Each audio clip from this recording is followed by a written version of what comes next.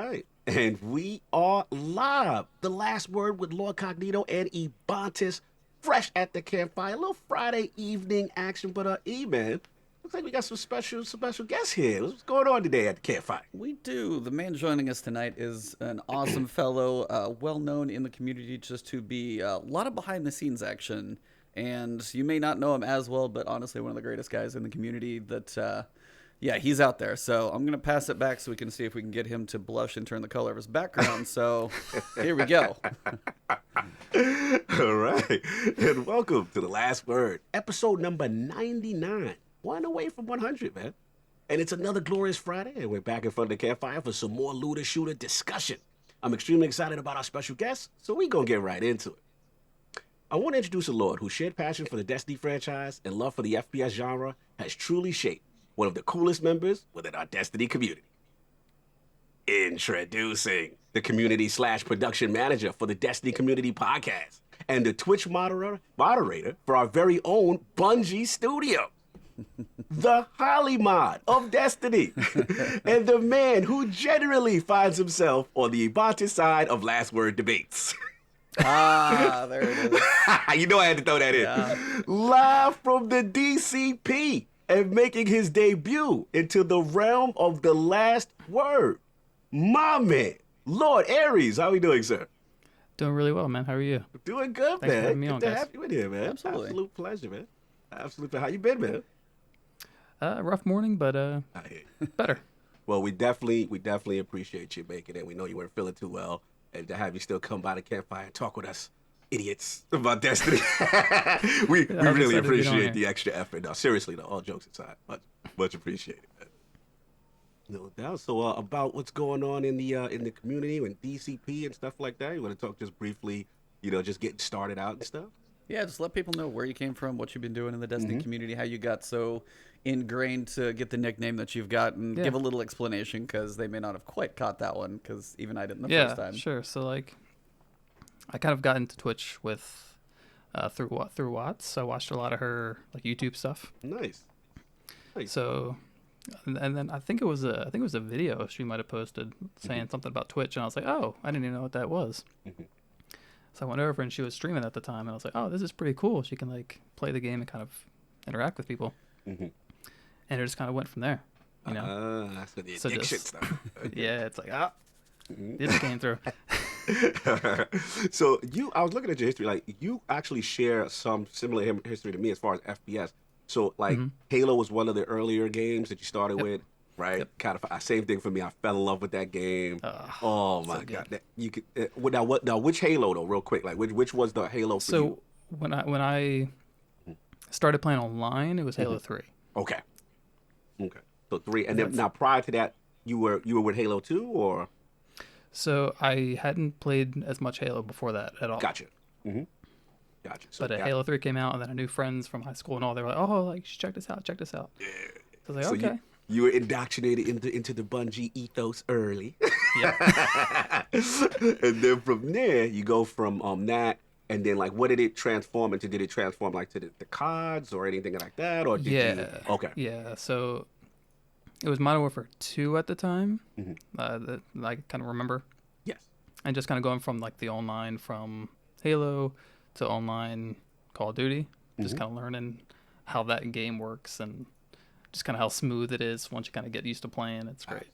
It was glorious back then. Like Yeah. 60 FPS. Oh my god, it was something else. And then now to the magic moment. Now, Destiny. Now, were you there? I'm assuming you were there early for like the alphas, the betas, that kind of thing. And what kind of drew you in? What was the hook? So I heard about like the game itself. I was like, oh, Bungie's making another game. Cool. That's all it takes, really. But That's what I think. That's kind of the start, yeah.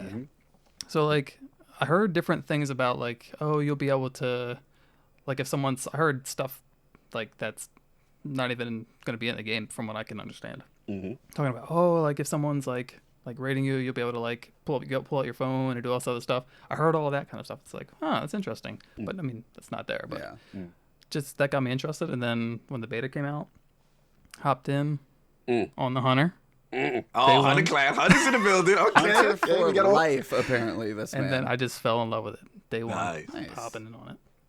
Nice. All classes represented today at the campfire. This is good. So I just Yeah. fell in love with that whole universe, the whole, what other things were the hook, but besides like specifically, what was it specifically? Yeah, so just like seeing like a lot of the like the art and stuff that had come out, and then the like the trailers and stuff, it just looked really good. Just the sandbox and everything looked beautiful. Oh my So like, oh, let me go ahead and check this out.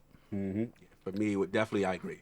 I know, like for me, it was the sandbox as well. Like I remember just seeing that back, and the music, that's the O'Donnell days, right? So it's like that orchestra hits. I mean, just the title screen hit. You're like, something's different happening here. Yeah, man. That's Amazing cool. music.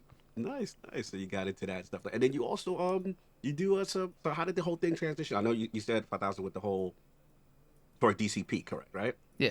Right. And you've been doing that for a while and stuff like that. And then you also transitioned into a Twitch moderator for Bungie. Like, how did that opportunity happen? So that was kind of with Pope Bear.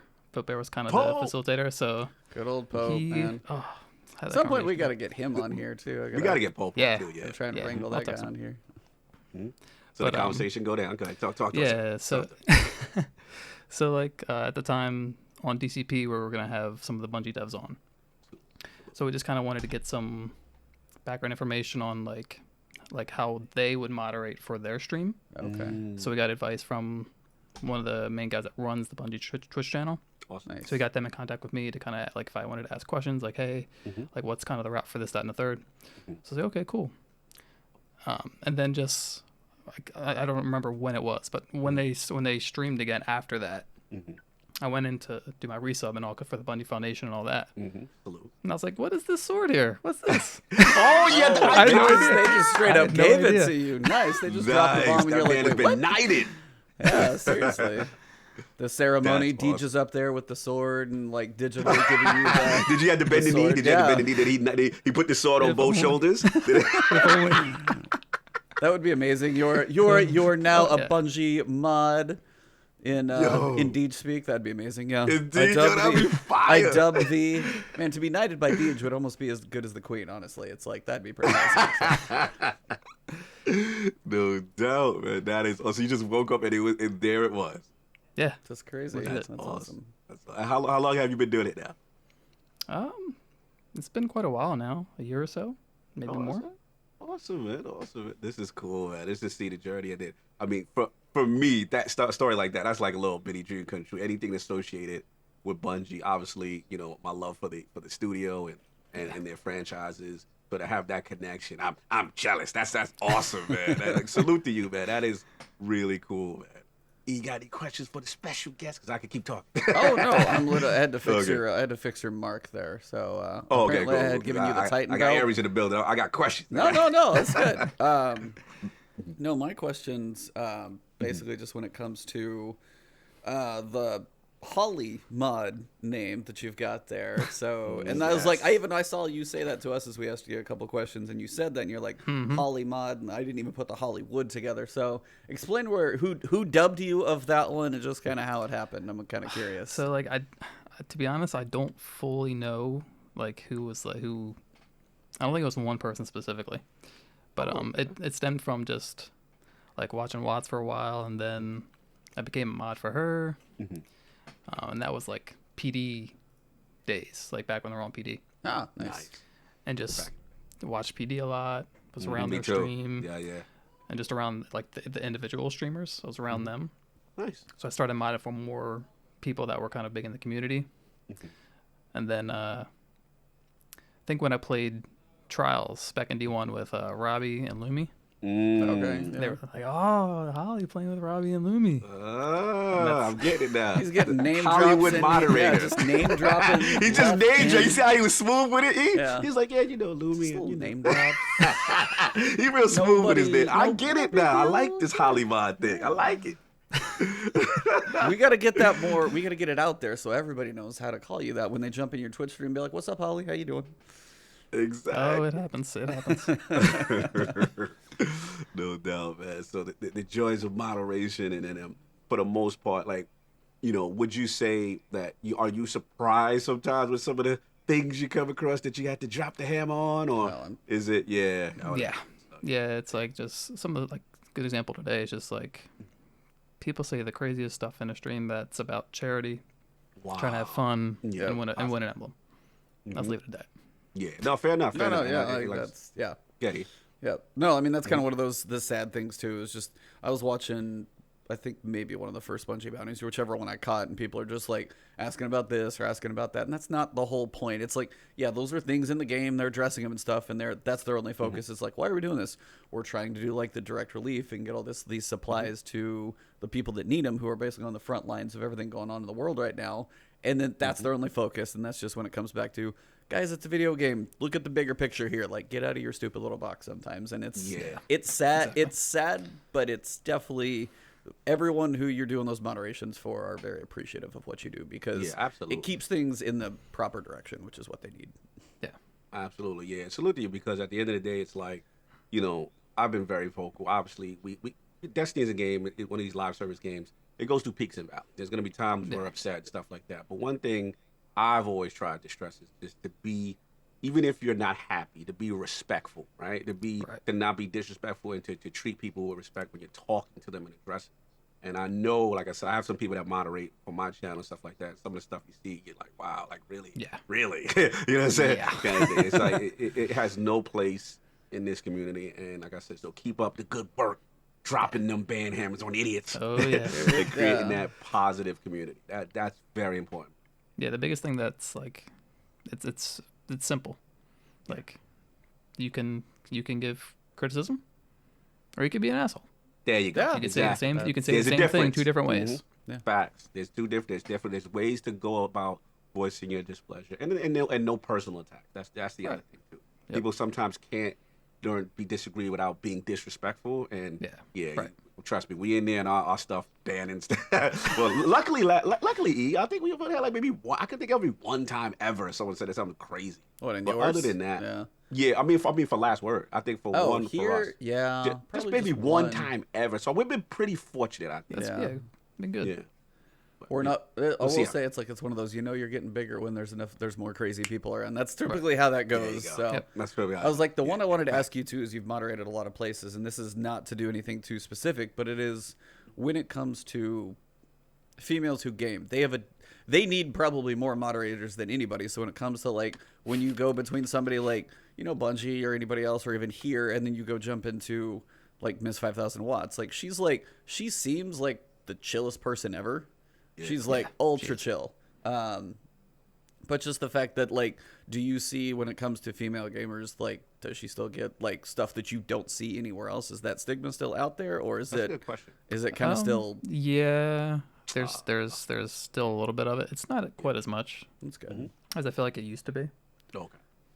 And she also has a bit more mods at this point too, so it's like She gets a lot of help. A lot easier to handle. Yeah, that's good. Yeah, the only ones that like. For me, it's like even on my scale, the ones that come in that truly just come in to say just nasty things that just out of nowhere. It's like I can't ban them. I can't find the button fast enough. And it's just like I'm pretty reasonable on most things in here. I'll have a discussion with people. Everybody can have their thoughts and things. But I was like, if you just come in here and just say like nasty things, it's like I don't even think, I don't care. Bye. Like, and those are the ones I wish those waste your time. If somebody's like saying certain things, or they just coming in to be nasty, it's annoying. So no, believe me, all the world of streamers think the mods, you guys do a lot more than people know. You guys, the unsung heroes, for real. Salute on that. Always glad to help out. Absolutely, brother. Absolutely.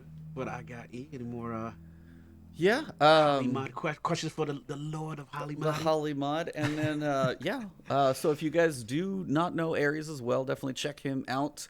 His new name to go by. Also, if you'd like to tell him what it is when you're playing the PvP action, he's got a new name, and it's called Ares Carries. So he's got some space in that backpack back there. Shout out to Pino for that one. I can sign up. Can I sign up for that? Let me know. Ares Carries with the backpack space. This man is tearing it up in PvP. I've jumped in a few matches with him. Backpack squad, bro. Your Warlock need a little help, man. Let me know what platform you at. We played last night. There was a little 5-win, 7-win going on. Like, we played last night, and I was just like, just for a little bit, and I know typically whose skill level I'm getting into when it's out of my league. Yes. Like I'll play with my brother, and he's like, "Dude, you're tearing it up right now." I'm like, "I don't normally do this." I jumped in with Ares. I'm like, "I'm on the bottom of the barrel right now. I'm just looking up."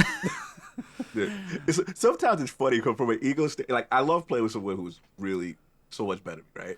But sometimes from an ego perspective, like say you're doing ban, I know you guys ran ban and stuff easily, but like it's like, damn, can I ever get on top of the leaderboard with this guy? No.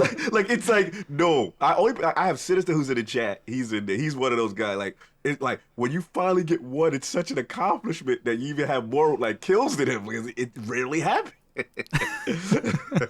So salute, man. That is awesome. So I mean, running PvP hard, now you still running trials in this environment, or like you still doing it, going out there? So yeah, Okay. I've been doing some PC, do a little PC. Okay. And what we've been doing is when I play with Riot, we'll try a little PC. And it's like 2-3 games in, and it's like, all right, these people got some special aim, as we like to call it. They got special ability. Hearing that word, Yeah. special Yeah. aim. And Dude's then it's talented. hey, what's up, Stadia? And then we jump on Stadia. Yo, wait, let me. So I'm glad you said that. I'm glad you said it. Now I gotta ask you because me and you, we on to something with this Stadia thing. Now, Yeah. have you jumped over there? How's the environment for the trial? Because that's the reason why I jumped on the free trial. Because I'm like, let me see if for trials. Because of their environment, it's locked. That it's less of it. So is it clean? How's it looking over? Yeah, it's really, really good. Honestly, the queue. I've had the only issue I've had one issue with queue. Okay. In trials, and that was game 7. Oh, okay. Okay. Other than that, it's 30 seconds a minute in a game. Now, all right, that's what I'm about to ask you because see, my fear is when I jumped on, I picked up the free trial, and here's the problem: like I couldn't get into a PvP match to test. So I was like that too. Because when I went to Control, nope. No one. I went to They Rumble. stood there. Nothing. So just Yeah, people play stood there trials circling. there, and that's it. That's kind of like So they go for trials then. So yeah, so for the most part, I've been seeing more trials, and then I did do a couple Control games recently. Okay. Which I got into with someone else. Okay. And how's the wait times on trials per match? No, not long. I mean, a minute, if that. Oh, hold on, Sinister, you in the chat, brother? Go get that. Go pick up that Stadia. We doing this weekend, brother. I'm trying to get to the lighthouse now. And last question. Yep. So competition now. How's it? I mean, well, you're a god. You're a PvP beast. But for us mortals, how is it like over there? Like, you know, is it really, you know, like sweaty? Or are you facing competition that you feel like, you know what, I can hang. So I'd say most of the time it's people that I can hang with, or better. Okay. It's kind of a mix of like, because I have a few friends on Stadia, and then I know Riot does as well. Okay. So it's one of those things where it's like, oh, like I can kind of see, okay, they're in trials, we'll probably match them. But most of the time, yeah, they're easier games. I think the other thing about it is if you use controller like I do, I use controller. Yeah, Mary's my you go. guy. Yeah. This controller game. Let's go. remove myself from this. Look at you leave. Be the hunter. Oh, he threw it up. My man. What's good? See, this is my brother right there. Ares is my brother. He knew what time it is. Controller gang. And we got the Stadia hustle. He said mouse and keyboard. So with controller and mouse and keyboard, there is input delay. So that's something to get a little used to. You gotta get used to that. Yeah. Yeah. So if you played on a decent sized TV before, the input it's like that. It's like that. So that's the it's delay. a non-game mode, big TV Yeah. kind of input. Okay. Low refresh rate. Low refresh And rate. then you have the console FOV. That's the other thing. Yes, because they can't adjust FOV. Right. Yeah. Ease out. No cheaters. No cheaters though. See, that's the That's thing. glorious. I was gonna say, I don't think they could they? I mean, it's basically through their servers. There's no way they could get a hold of Yeah, it. closed environment, It's brother. so That's we got Sinister, man. We going down. Yo, get that free trial, y'all. We gonna do a Stadia trials run. I want to see how far I can get on my card. Aries, man, if you're doing them Stadia carries, let me know, man. Hook a brother up, man. I was like, It's hard out here. all this is telling me is that they need dedicated servers for even just trials. Badly. Yeah, facts. Yeah. If they had dedicated servers for trials, here we go. Like, then that would level many, many things. Lag, which is annoying, the cheating and figure stuff out like the cheating. that. Yep. Yeah. I was like, then at this point, like for them, it's like, which is going to cost you more? Paying to develop some crazy anti-cheat tool, or is it going to cost more to rent some dedicated servers? Like that could be honestly an option. But here's the technical question, E. Because they're in the Steam environment, can they even do that? Like I can understand I guess it's their environment first, and then I just want to know how that relationship works with Steam. I mean, I don't imagine Steam's like exclusive. I mean, are there Steam dedicated servers? I mean, I know something like Call of Duty uses theirs, but I mean, even if it's all just Amazon Web Services, whatever they use, like somebody's just good. They got to get them from somewhere, I would imagine. So. Right. Yeah. I guess for themselves, right? And then, but yeah, they've got to solve the issue because again, the fact that, like I said, being Aries, we have to resort to other, specific platforms that have more of a closed environment that's not doing as much as the peer-to-peer stuff much, but yeah, man, it's something that really needs to happen. I know we'll get into it, whether it be a true dedicated. I know they have anti-cheat, not being disrespectful. Right. They do say they have it, but clearly, the methods are not working strong enough based on what's going on. I agree. So, what I think needs to happen is like one of those punk buster kind of things or something that scans your PC before you even start. Gotta have something installed. Yeah, and that's that wall, and I think the last point I'll make, and I'll give it to you guys, is that in my opinion, I think it's going on in the background, but I think it's a conversation. It's probably more complicated that they have to have between themselves and Steam as well, because that specific platform seems to be.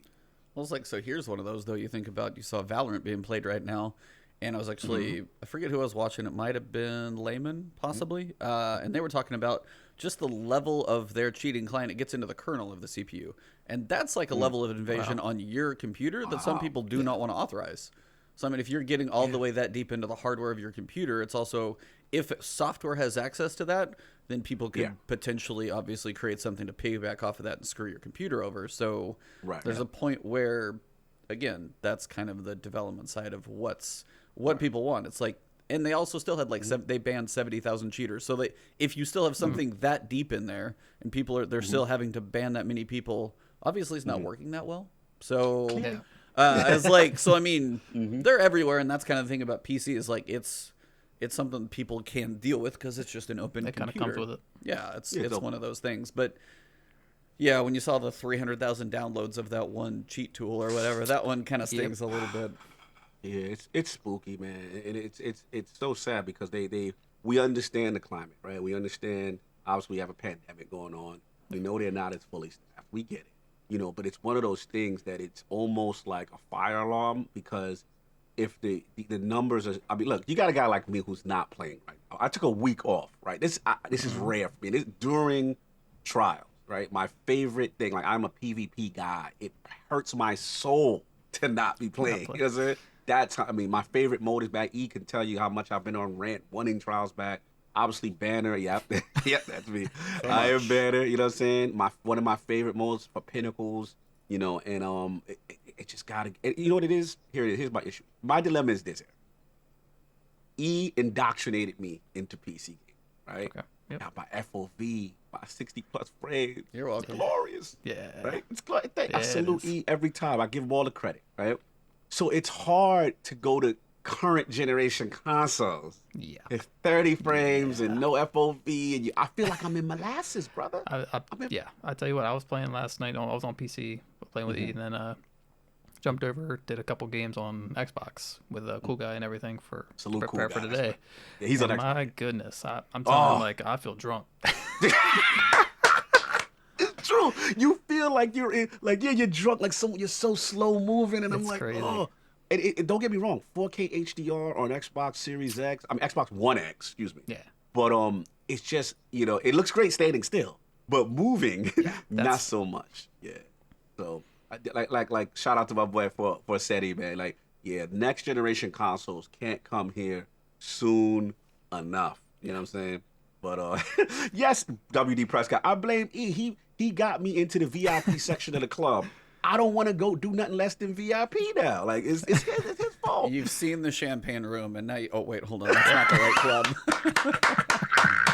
Yes, that's the club. Different club. Salute Sorry, E. guys. No, I'm very happily married. Yeah, man. It's hard, man. It is once you have that level, man. But we'll see. We'll see what happens. But I kind of wanted to ask Definitely, you, Aries, sorry to cut you. No, please. No, I just wanted to ask Aries we've been kind of debating over it for a couple weeks. We have had different people on and stuff like that. But the scale of people that you've been playing with Trials in a lot of different places, I saw you helped out some people get to the lighthouse and things of that nature. What are your thoughts in the state of just Trials right now between the rewards and, well, obviously we discussed the cheaters, but where do you feel Trials, like, how did it do in its launch, and what do you think it could do to either get better, be good, bad, vice versa? Just what do you think it can do for its status right now? One. It's like figuring out kind of if we need the tokens at all. If, like, do we need to get rid of the win condition? So, like, if you don't get the 3 wins, you can't turn into tokens. It's like, I feel like, and then the flawless part's just like, well, what's the point? What's the point? Right. Yep. Incentive. Yeah, I feel like there's gotta be like a nightfall type reward when you go flawless. Reach it. Something like that. If not, adept stuff. All big time. I feel how you feeling on celerity? I'm sorry. No, I was gonna say I feel like you like just the adept. I was like, that's such a. I feel like that was a wiffle ball miss. Like that was the lob from before that. Like celerity, just like plug it in intrinsically. That's like people would have been happy with just that. That's it. That would have been a good start. I agree. Because even back in the day, adept for the most part they just had that. They didn't have that perk, but I believe all they had was like slapshot intrinsically. But it wasn't. It was something like that. Yeah.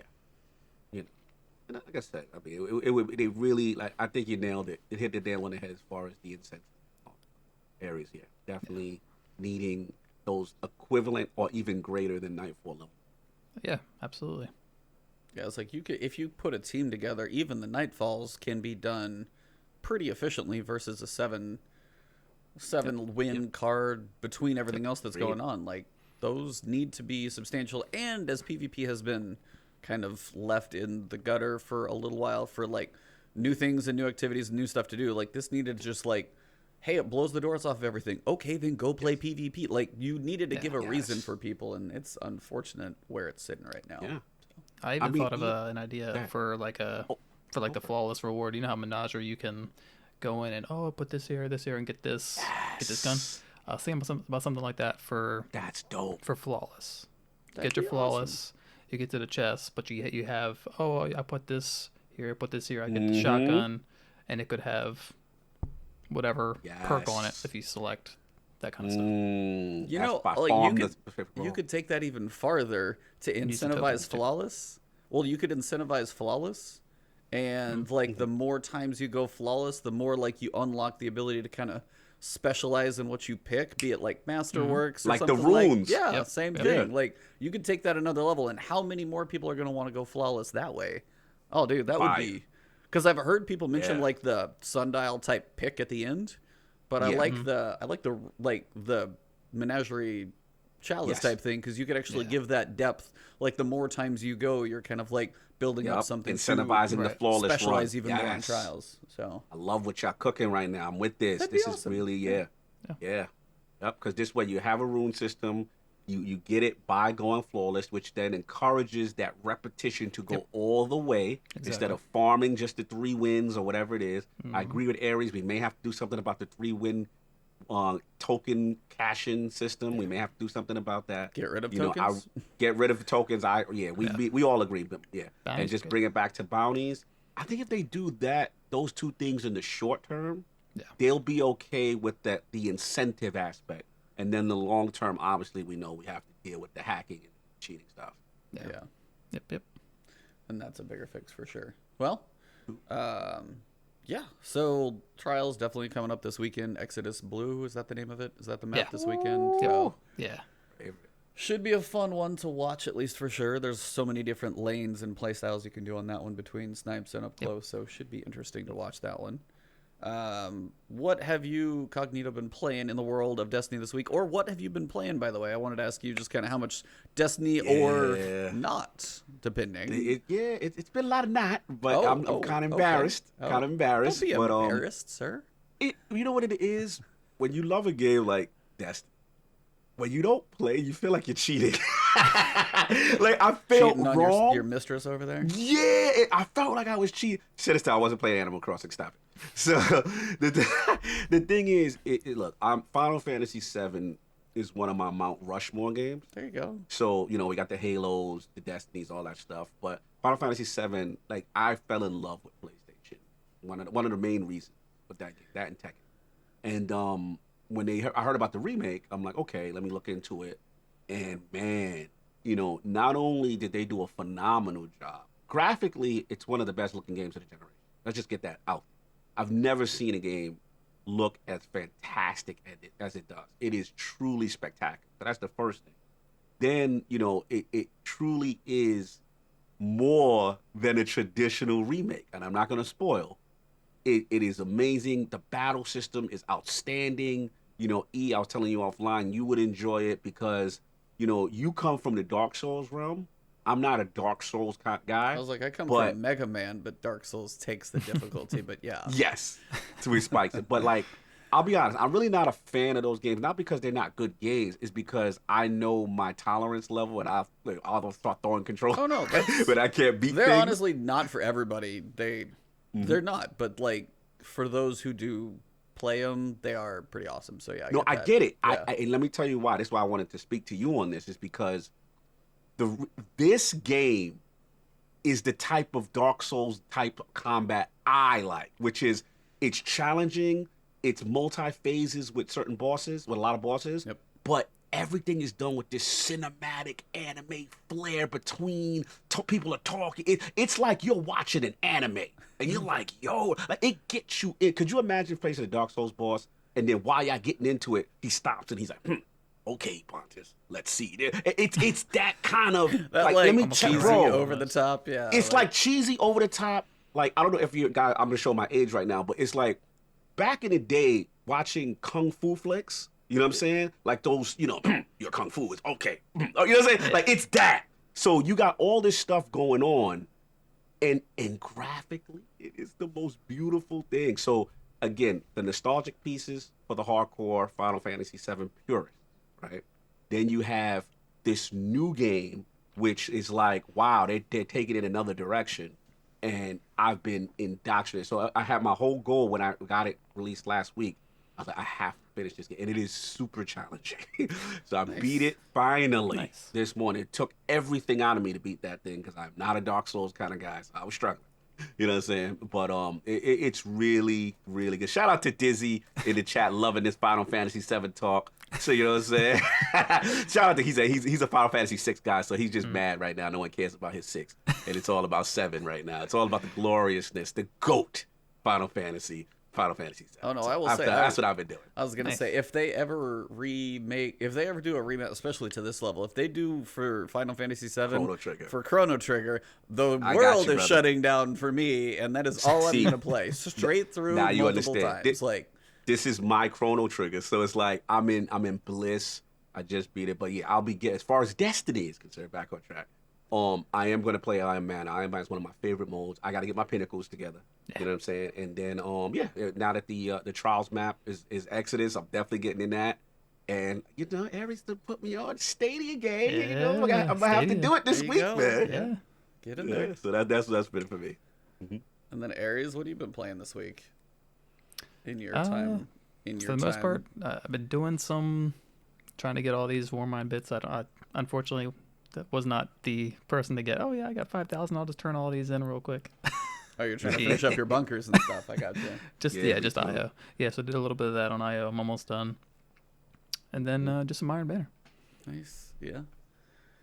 Well, I finally got my butt into Pit of Heresy. So yeah. Woo! I have been working through that over the course of kind of the weeks. I beat it solo yesterday. Word of advice to all of you listening: if you are working for the solo triumph, you can't let your game go back to orbit. You have to do the solo still in one session. I learned that the hard way. Yeah, because I worked a little bit on Tuesday. I got through I'm trying to remember, the Necropolis. I was like, okay, got through that, saw the ogres. I was like, it's late. I'll just go to bed and come back. Okay, cool. Went through the ogres. And then I got to the totem room. That one took a while to learn. So I was like, cool, practice a little bit, went to bed, worked on it some more on Wednesday. And I've been doing it pieces over the day. And then finally it was like, all right, Zolmak. And then it was just like, I got a feel for him, had some stupid deaths, and then finally finished him up. And I'm like, cool, where's my triumph? And I'm like, wait, where's my triumph? Dude, where's my triumph? And then I went to go check, and it was not done. No. I was pissed. So, guess what? I got to go do it again. And then after I do that, because I doubt I will go flawless the first time trying it again unless I'm just ultra cautious, that will be my practice run for a flawless. But yeah, if you are going for even just the solo, you can't go back to orbit. Like, if you got to go to the bathroom or have some dinner, keep moving that mouse, move that character, don't go to orbit, or you are going to not get it to count, which I was like... So you technically did it, but because of that... Right. Oh. Like, nobody ever, like, hey, I didn't, like, have my brother start an instance to, like, reset me, like I did on Shattered Throne one time. I was like, hey, I'm at this weird section. I kind of want to redo it all. I was like, hey, can I jump into yours? I did, and he left. And then I jumped back in and went through, like, the whole thing, and that didn't count before. I was like, wasn't even that way. Nobody ever touched my instance, and I was just like, crap. So that sucks. Yeah. But I was like, so now I've actually spent a decent amount of time in there and practicing both of the fights. So pretty good comparison in between that and Shattered Throne actually now. So between the two... Let's get it. You know what? I got to ask the question. I was just going to say, between the two, there's actually a lot of similarities. Because you've got the Necropolis and Erebus, which are like symbols roaming around in different directions, clearing out certain things in a right order. That one's pretty similar. Then you have like the Descent versus the Ogres and stuff like that. So you've got your way to like work through an area and kind of stay safe, and got some funky sections. Then you've got your defense or pain in the butt, like very small margin of error section, which is either the Totem for Pit of Heresy or Vorgeth. I always get those wrong. The Ogre in Shattered Throne.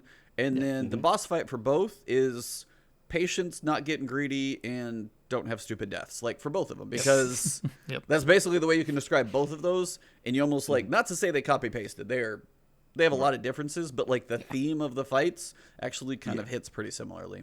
So what's your question? I'm sorry. Patience. My question. No, my question is the question. Wow, that's an epic question. Hold on, let me drink some of this focus. Somebody, can you guys clip this right here? Sponsorship, yo, get on that, yo. Look at my man. My man's out here. You know what I'm saying? Just clip it, screenshot it. You know, Just right here. it. Last Word podcast sponsored by. There you go, brother. GG right here. Anyways, Get that application up. Aries is hilarious. So, yo, why you? What? Yo, you see how he did it too? You see the pose? You see the pose? like,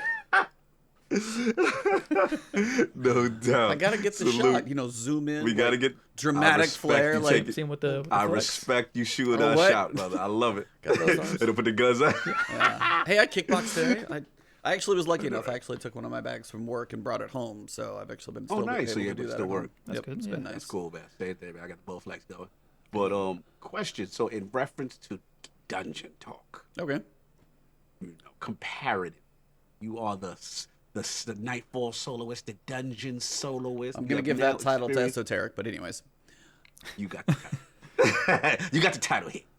So my question is, you know, now that you've done both, you know, head to head, which is the better personal favorite dungeon?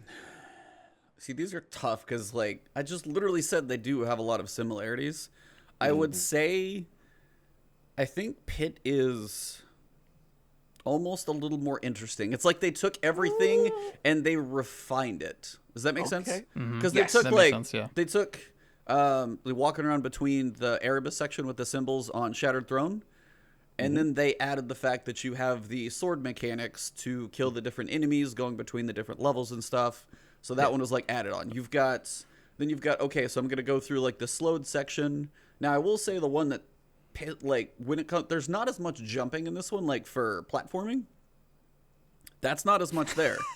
It's Warlock really, flew for no, proof. no. I totally forgot. They do have they are almost dad similar because you have the swinging lantern section with the wizards versus the cathedral roofing that I was called like that one. And so, but they took each piece and they added. So like that was just like static, and I could sit there and be like pew pew the ogre from far away. Now there's stuff swinging. I got to find different directions. So they basically took everything from Shattered Throne And my brother, I know, would like it more because it's not black and white, so you can actually see in there. Yes, Yeah. yeah. I like the red thematically. Yeah, just the of theme to Scarlet it. Keep. So, Yeah. and they still have the actual phallic wall as well in there. Yeah. The little joke.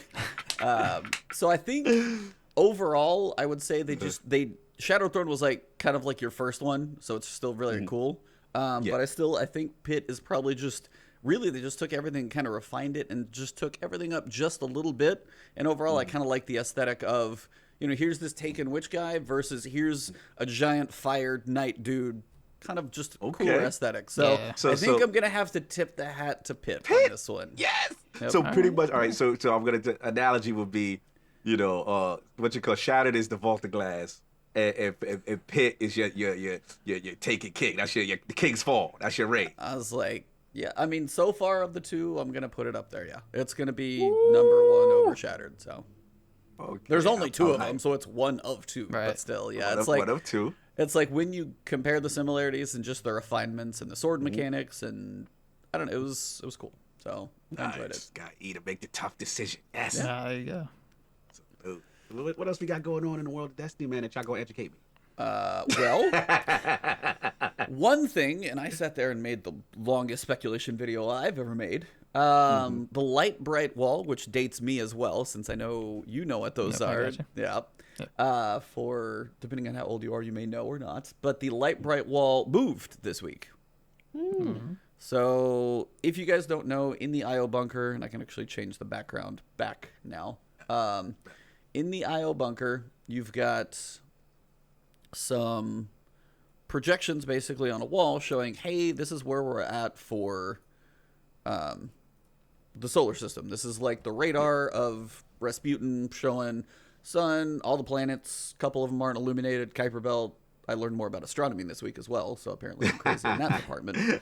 But yeah, you've got all these things kind of showing where things are at. And this week, the little orange triangles that were 2 moved to the left about 8 pixels, and now there's 8 of them. Yep. So there's all the speculation of like, how long is it going to take? Okay, so I photoshopped. I was like, they moved. There's like what they were 1 ship wide. Now it's 3 ships wide. All right. I was like, okay, so if they move 2 ships per week, everybody has seen different angles on this one, but it's roughly going to get, if they travel at the same pace, which of course you can, take that with a grain of salt until we see what happens next week. But if they travel at the same pace, they are going to get to Saturn, Titan, Europa, all that, or Saturn and Titan at least, at the end of the season. Right. So my Like- Titan theory is looking kind of good right now. So that's like kind of one question as to like what's coming next season, what's coming Everything. in fall as well. I've said all mine in a video, so I definitely want you guys to go first because I've rambled about this a lot. So I wanted to get your guys' thoughts of both what you guys think is happening next season and then what you think is happening in large expansion, quote, wherever you want to call that, September, October, whenever that big piece that we typically expect happens next. So Get it. guest, Aries. sir, Aries, you're first. So I'm just kind of thinking, and I kind of like the way you kind of did the timeline of it, but I was thinking, I don't know how far they'll go into the ships next season. It'll kind of be like a little dip into it, just to kind of show, okay, maybe they've arrived by Titan or whatever, and they're kind of there, and you kind of maybe can interact with it there. But then, yeah, I feel like the big expansion is going to kind of pull in. It's kind of like, okay, we're finally here. That's who we're fighting. So you thinking September? Yeah. For okay. So we get Yeah, it. September, Then we get October. a taste. Yeah. So season 11, you're saying like the ships have like quote arrived, and then season 12 we're interacting with whatever that's going on. Yeah, like I feel like maybe they'll get even closer to actual Earth. Oh, wow. At that point, Okay. season 12. Oh wow, wow. It's exciting stuff. Man. So what sorry. enemy? I was gonna say the other clarification because this can change stories. Yes. What is on the ships? What are we going to be facing? Like enemies? Yeah, that's kind of the question that's up in the air right now. Is because you've seen or you've heard, I guess, all the rumors. Oh, it'll be this race. But yeah, I'm really wondering what they're gonna take form of. If you had to pick a want, what would you want to see come September? Definitely. Well, I guess I don't have a specific one, but just more something that we haven't seen before. So not like, oh, well, Scorn's different. Something that's completely You want different like from anything new we've seen. models, new enemies and stuff. Correct. Yeah, whole new enemies, new abilities, stuff like that. Yeah, we're definitely in need of enemy faction refresh. You know what I'm saying? Can we it's get a time. reskin, guys? Yeah, don't get me wrong. The Scorn, we're cute. You know what I'm They're saying? annoying. They were cute, but at the end of the day, we need a definite, a fresh pan of paint of enemy types. And I would love it. It seems so ahead of schedule.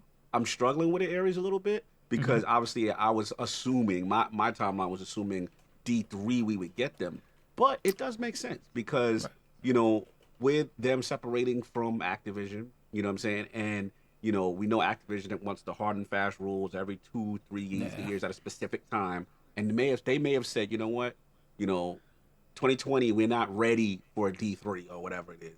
And they may have said to themselves, we'll do it we'll stretch this thing out. And maybe the arrival is kind of what you said, we'll get that in September. So, yeah, I'm excited. Man. I would love to see them set this thing up right. And one thing is, much as we're complaining about season of Worthy, some people are, is that I do love tuning in to a Rasputin bunker and seeing Space Doritos getting closer. Yeah, right. That's kind of exciting. Yeah, I agree. So, couple things. Actually, I'll get to my whole crap here in a minute. Cognito, you're up. No, you're up. What do you think? What do you want? Season 11, season 12. Yeah, I gotta get your speculations on record. Yeah, man. I mean, just pretty much a repeat of what was said. I mean, what I want is, like I said last word was Titan gotta go. Titan's gotta go. So you think that one's actually like gone? Yeah, I love you, Sloan, but we need some glorious death going on. We need some destruction. We need to feel the weight of the Space Doritos. We need to know that they are here, they mean business, and there's nothing we can do to stop them, right? So I love the whole angle of, powering up Rasputin, because we know it has to be more than just the almighty, you know what I'm saying? So, because after that's done, obviously we still see the imminent threat. And yeah, it would be like almost if they can do it, like, I would, in a perfect world, want like a doomsday counter. You know what I'm saying? Like that. Yeah, like, yo, they're coming. There's nothing you can do. Almost like a Terminator. You can't reason with it. You can't bargain with it. It's going to be like a Men in Black. Man, the world is going to die from an Archelian death ray, type. Or... Yes. It's like, that's just another Tuesday. They need stakes. I've said this time, they need stakes. They need genuine fear that, we haven't really had anything since Cade gone. You know what I'm saying? Like, we need some sadness right now. We really gotta do it. And I think that's the perfect way. And then let's be real, from a technical standpoint, right? From Bungie, like they said, they can't keep expanding this game. Right. Yep. So how do you think the director looks? Is Titan like replaced by a pyramid? Could be. Like an interactable pyramid, just like planet goes just shoom, and then just a little triangle sitting in the corner. Yeah. Just ominous sitting there on your screen, and that you got to bring that tension, that fear. Yeah. They are coming, All right, and so here's I was like, no, keep going. No, that's pretty much it. Just the whole. I love the conversation that you highlighted between Zavala and just working out the differences. We have to be a unified front against this thing. But continue. Yeah. What, I want to jump in real quick. Yeah. Oh, what if on the director's screen they were able to add just artwork of ships? Fire. That's all we want to speak about. Like, just get Monkus up in there. Oh man, can he do a pyramid ship? Man, that'd be like the most we need a Monkus pyramid ship. Let's hit a pyramid Monkus ship. That'd be awesome. He's working on his Titan right now. That thing looks pretty cool. I'm with you, Aries. I like that. I like that aesthetic. Yeah, I spent like an hour talking to my brother, and we went through business side of things. We went through like thoughts of what could be coming. So first, because I was saying the same thing you were, I was like, a couple differences, but it was like, so Titan could go, and then he was like, well, what about New Light players and the OG campaign? How do you actually go through, because Titan's like second planet maybe or third. Like you go through the campaign, talk to Zavala, that whole thing's not going to be there. And again, I know they are going to evolve the game, but you think, hey, you remove Titan, you have to change the rework of how the Red War campaign goes. If somebody bought Yeah, I that's a know good that point. stuff's free, so that's why I was wondering, like, if Titan goes away, how does that work? And I was like, That's a good point. He threw that at me, and I was like, well, crap, I don't know. Well, I He's wonder if there's a right. way to like. I wonder if there's a way to like segment it in the sense of New Light. You don't have this Titan being gone yet Yeah. until you get to a certain point, like in the story or I mean, in the I think game, and then That would be nice, actually, if you kind of went through the solar system, kind of looked normal, and then when you finish the Red War campaign, the light comes out, and then there's like this cinematic of a ship coming in, and Titan's just lights shut off or something. Like, yeah, that would be a way to do it. But then again, as you were saying, Cognito, it's like that doesn't shrink the game any. That doesn't Yeah, that doesn't remove a shrink the game. destination. A I destination think as well. you almost. This is my suggestion. I don't know if it could even logistically be done, but my suggestion is maybe they say to themselves, "Okay, it's gone, but like how we can still do story missions with Cade, right? Cade's gone, right? Yeah.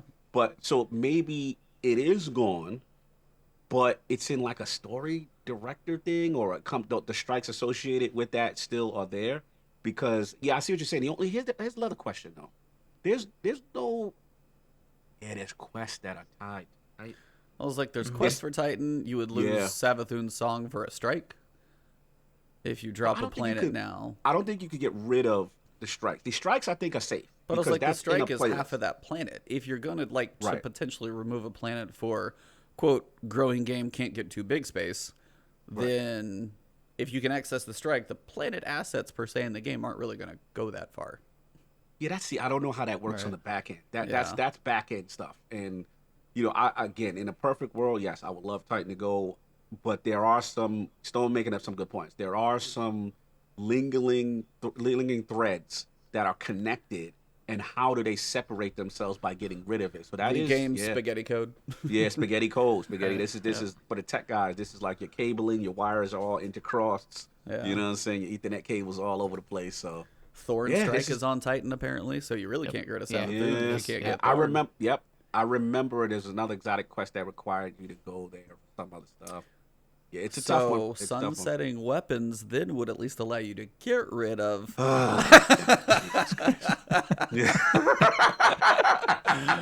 We're sunsetting this coming. Thorn, and somehow the pyramid got ships it. and knocked out Titan at the same time. Man, that was convenient. He's got Ares Woo. with him. Here it Start comes. the outbreak too. Yeah, outbreak. Oh Lord, here they go. Yeah, yes, E. But we ain't So- doing exotics. That's all. So no, this is this is what I was wondering is like my brother and I talked through this a little bit, and Savathun is gonna be like the wrench I'm gonna throw into all this. But I was talking with him, and I literally just said the word. He's not as much on the lore. Like there's the world of Bife. We all know who to go watch for that one. But Savathun's a trickster. That's like her kind of title and name and stuff like that. And I said the word trickster, and it triggered in him. He was like, "What about the Marvel Loki story?" So picture Avengers 1. Loki, small, like picture a lieutenant in an army, given a small army of ships. Savathun can come in. What does she want? Well, brother Oryx, Dreadnought. Right. That's what I'm picturing for September. Is the same way they did the Moon. Take a remastered, bigger Dreadnought, something they already have somewhat built out. Give it a reskin of some kind, but also Yes. give it more depth. Give it some lost sectors. It's our new Yes. destination, as opposed to potential leaks and stuff out there. But like a Europa, that's like a full, fresh. That's a You fresh, got to yeah. build a whole new thing. Like everything's brand new, as opposed to Dreadnought's like, we got some spaces. We can throw, hey, this door open now. There's a lost sector over here. This door's open. You have like a lost that. sector over here. I like that. And Savathun's coming in, and then we can deal with Savathun and also the Dreaming City, which is stuck in a loop because she's the cause of that. So, I like that. and that the I reason, like that, bro. because we ended up talking about that to basically say is like the darkness is like Thanos, like the veil is the Thanos, the Yeah. bigger enemy farther away. Here's this small army. You can be the little lieutenant. Go see how this goes. Okay, you're probably going to get your butt kicked, but try it. Or Guardians, we're like Avengers. So then we end up fighting Savathun in the raid, somewhere related to the Dreadnought. They build a cool raid in there. Dreaming City, because of Savathûn, somehow gets its like 3-week thing resolved. Maybe the 15th wish is how we get to the Savathûn. Who knows? Like all this stuff could actually tie together using stuff from D1 and assets we've got without having to build. Like if you're going to go an expansion and like, you know, rumors are this thing is a pretty good sized expansion, like 2 new destinations or something, like that's a lot of development. It's time. Yeah, a lot. And again, this is like they're even more so of a time when they haven't had help for a while. So even when they had Activision's other studios before, they could have been working on like Shadowkeep and other things. Now they are truly on their own. So Yeah, they're true. my speculation, and I'll be curious to, you know, pick the brain of somebody we'll mention to you guys next week, is basically the fact that like Titan may be there or Titan may be our base to fight the Dreadnought, but the Dreadnought's rotating around Saturn, and the same time like Titan is the moon of Saturn. So like as the ships get there, maybe they're going to the Dreadnought to like set up camp. So that's my questionable poor theory, but it's No, I like it. I like it. Good thought, good I like it a lot, and I think you actually can, with Titan specifically, I think you can really address both Two Stones. You know what I'm saying? Because you can have, you know, the planet redone in a destructive manner, still maintain the initial zones for you know, for quest purposes and stuff like that, but have the new areas and show from a aesthetic standpoint the destruction of it going, and you still you have the best of both worlds. You made a great point with the Dreadnought, how it came in, and I think you can handle it in that kind of like a Dreadnought fashion. I think you nailed it. I like what you and Stone talk about. Yeah.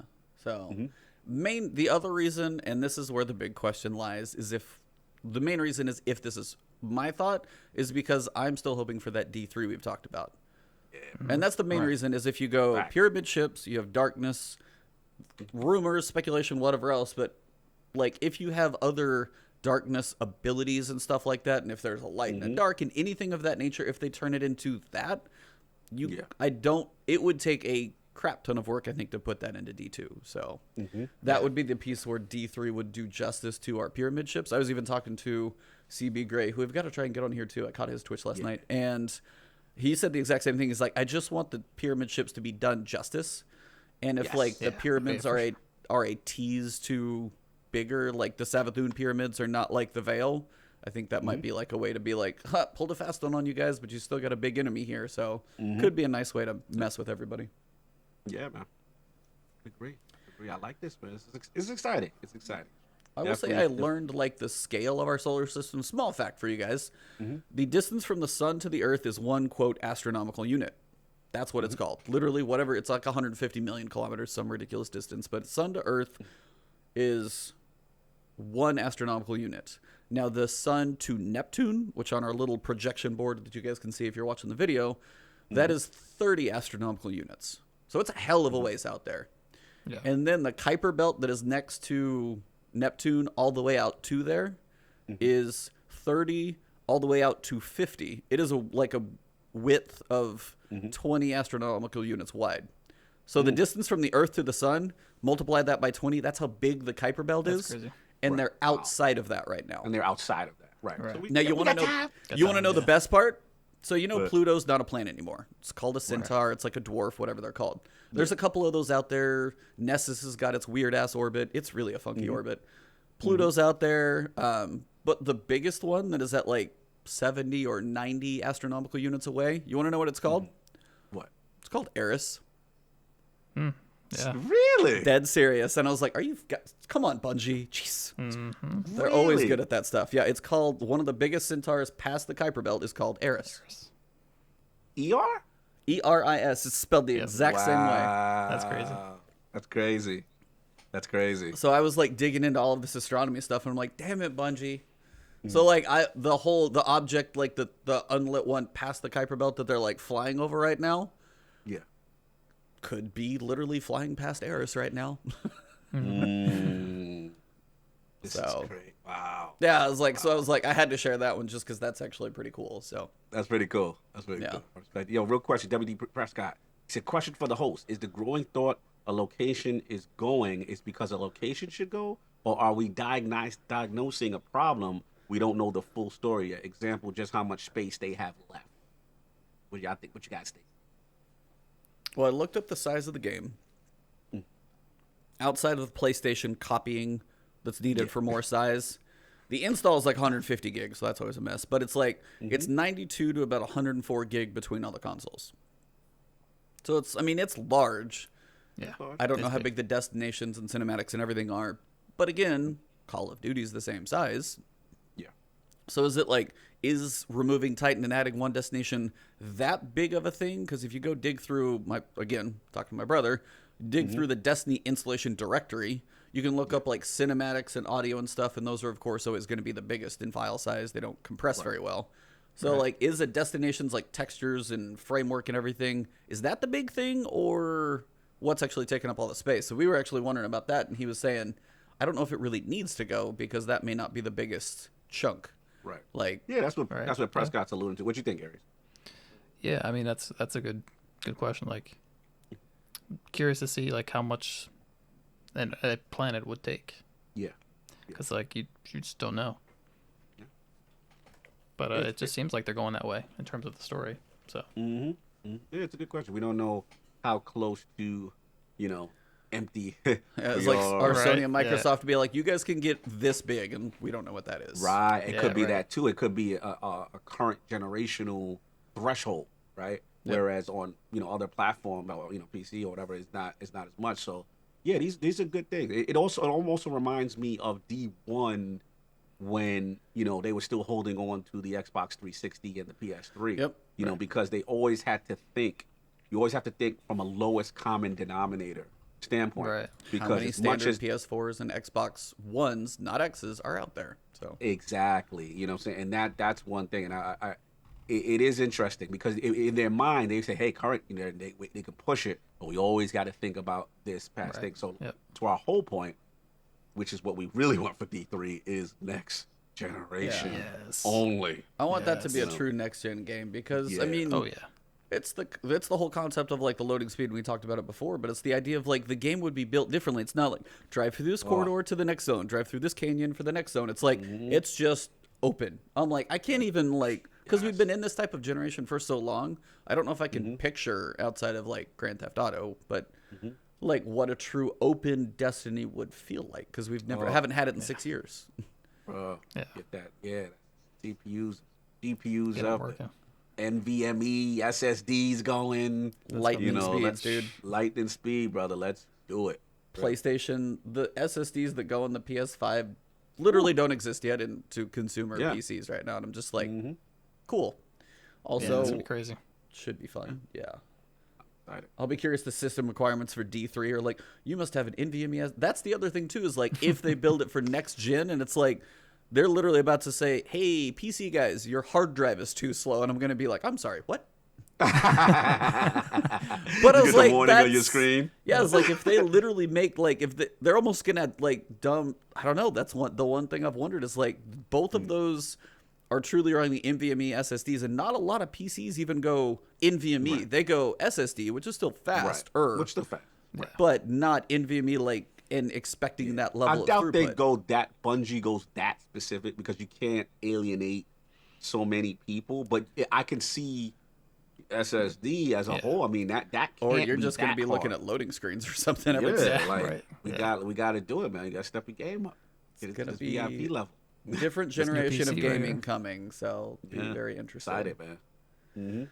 Yeah, so that kind of covers speculation of the light bright wall, so we'll see what comes of that. Next week will actually tell us a lot to see how much they move. Yeah. If they're moving at a steady pace or if they just park for a while. Honestly, don't know. Outsanity has one last question before we move on. Yeah. Question for anyone you have to ask yet. Do you think Bungie could be working on a new engine for D2 and use it for D3? I say no.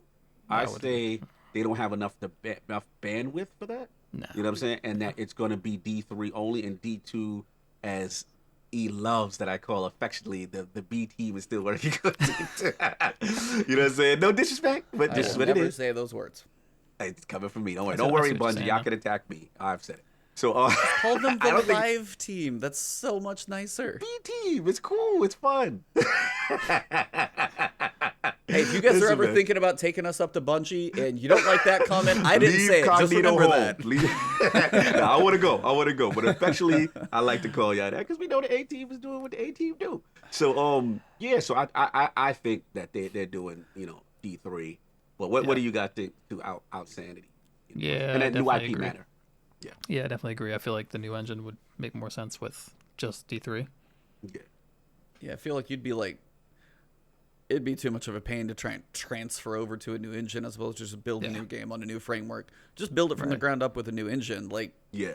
you can use data and all the values of some things if anything carries forward. But D3 new engine, I think you'd have to. I don't know if you could move an engine that's so far down in programming. Not a programmer, by the way, so it could be completely wrong. But I think it's what the game is built on. I don't think you could change that. You could make edits, they do, but I don't think you could build it from the ground up again. So, What we got going on? well, if you guys are watching the video, if you guys catch this on audio, try and find the YouTube versions of this either on Ebontis or Iron Lord's podcast YouTube channel. But you'll notice next to each one of us, we have a little emblem or a little class item, which is representing the activity that is coming up next week. So we've got the Guardian Games kicking off next week. And everybody's going to get their little class item. As you guys can see, we all have the gold version right now because, of course, we all expect to win. I should change mine to bronze because I swear Titans are just going to lose. But it is probably going to be duke out between the Hunters and the Warlocks. I think Titans, I just hope we just get comfortable wearing bronze. Maybe not. Maybe all the Titans are just like, all right, guys, let's show up and band together. But Maybe all the Antaeus Titans are going to band together. there you go. See, yeah, the Antaeus Titans are playing too much Crucible, and that's going to let us win it. That was good. It's all the crayons. We ate too many crayons. It's fine.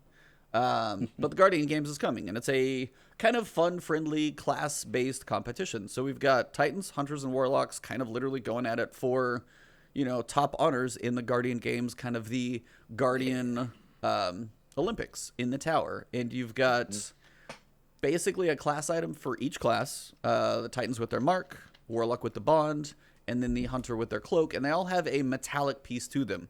And your ranking throughout the day is going to, each day it's going to update, and how you update it, how you were the previous day for the points you earned. Gold being first, silver being second, obviously, and bronze being third. But every day you log in, you don't even have to go to the tower to look. You can literally pull up your character, and it's going to tell you right there. So it's going to change every day, knowing how far you are into this thing. We've also got a couple things in the tower. There's a statue with a lion. What bird is the Warlock one? Is it like an eagle or? Yeah, it almost I'm like a not phoenix, sure. but it feels like an eagle. What you think, Aries? Almost a phoenix type bird. Yeah, almost. I still have to classify what this bird is. Yeah, it's like whatever bird that is. It's got a pretty grand looking wingspan, so whatever Warlock bird it is, and then the Hunter with the snake. And there's a statue, and it says every day that statue is going to kind of update which one's the gold part of the statue, and the other two are just kind of stone as who's in first.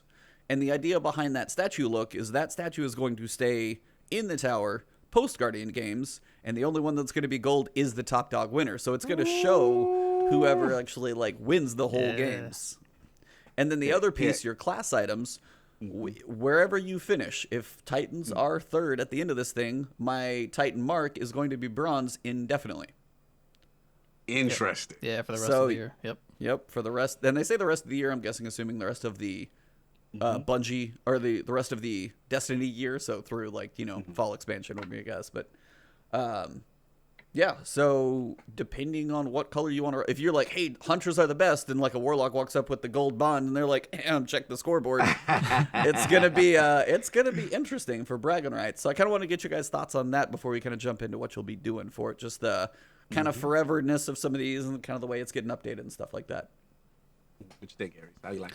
So overall, I like the idea of just kind of I feel like that's something that we've kind of talked about for a while, just in the community. Just hey, let's get a community event involved like that for all the classes. Yep. And I really, really liked all the design. I like all the designs of all the different class items, and it's so. And the other thing I was going to kind of bring up before as we were talking was just the live game. Shout out to Bungie for the live game, just being able to update stuff like that on a daily basis, being able to show who's top dog. That's awesome. That's impressive to me. That's awesome. I agree.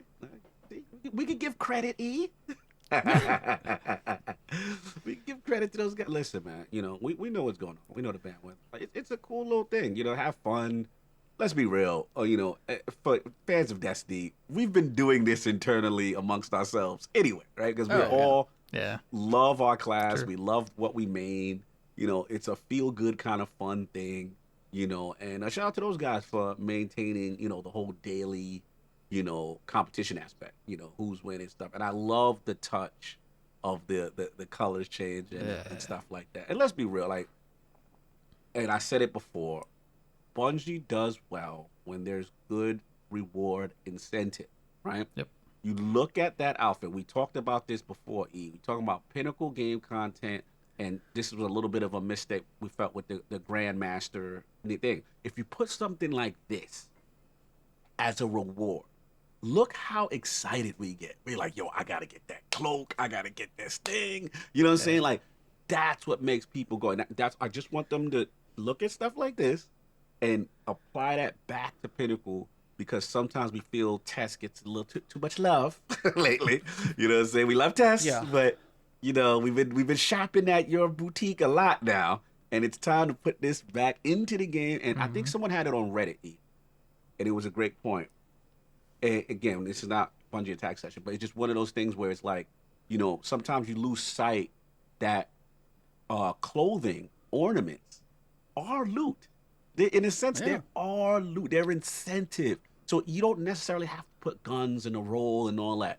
You put these type of cool designs and little aesthetics to it and ornaments, man, the player base comes flocking. We'll be running them Grandmasters. We'll be running all these Nightfalls for these kind of things, because people want that visual representation of difficult content. It's a sign of honor. It's a badge. Like, yo, I'll jump in on that too. I'll jump in on that. So, Ace of Spades ornament, Trials, Outbreak Prime, Boom. Outbreak Perfected, My man, Trials. You nailed it. Put it in the chest. And you know how you even nailed it even further? Remember they even, again, not to disrespect Test, even when you go to Test now, Outbreak Prime, all that stuff has Trial stuff that you could buy. If you have that's that exactly. Take that out. Trial. Take that out. Put that in. Yep. And people will be going crazy. Yo, I got the Make it golden earnable. Yeah. You know what I'm saying? Like that. Like make there's that a enough reward. stuff. Yeah. There's enough stuff in Eververse. Some of that stuff needs earned. Like I just got done doing Pit of Heresy. There should be something from there that I can wear. Like, hey, it's a crazy ass crown, or you should be looking like Savathun when you came out. Well, Zolmak, like I could literally be wearing the Fire Knight's head, and like, dude, you look ridiculous right now. How do I get that? Like, yeah. I was like, I solo flawless that, and I got it. And you can even get it as an ornament. And this is my worry about these. Is it says you have to wear it, which we'll get to in a second, to actually make your progress on said event. Now, there are class items that don't have stats as much, but you also still have an affinity you got to pick. If you level it up, then it's going to be expensive to change the affinity. I would like them to give us one of these, whatever, the winner. Like, if Titans are gold, Warlocks are silver, and Hunters are gold. I said Hunters. Titans are bronze. Sorry, that's just probably going to happen.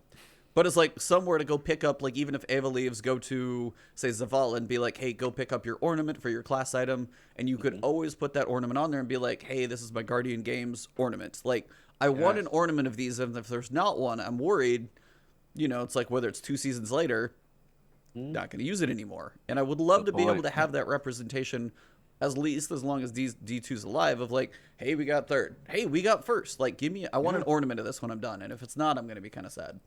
No, completely agree. You should have that for doing Pit. You know what I mean? Definitely. Big time.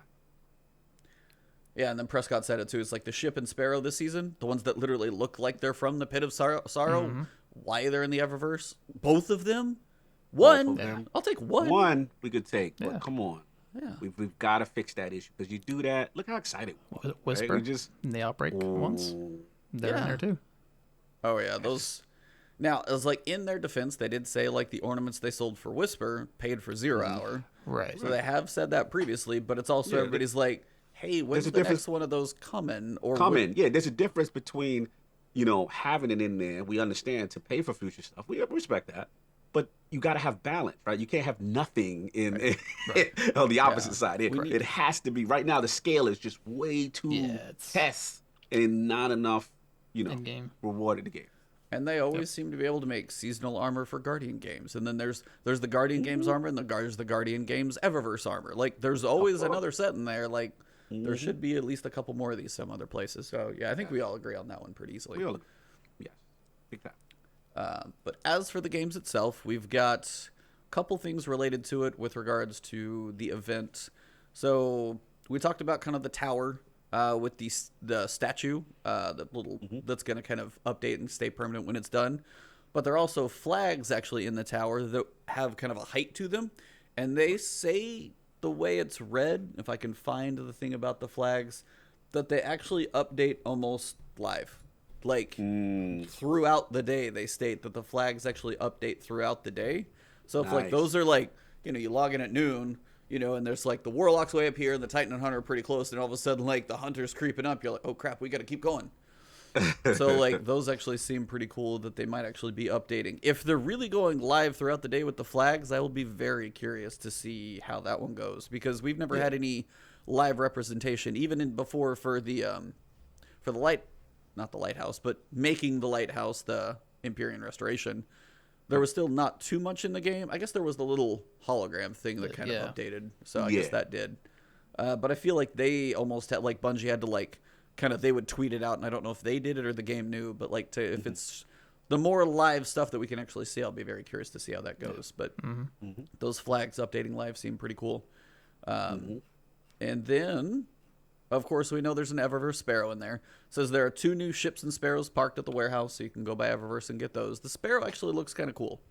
I'll be honest, that one actually doesn't look too shabby.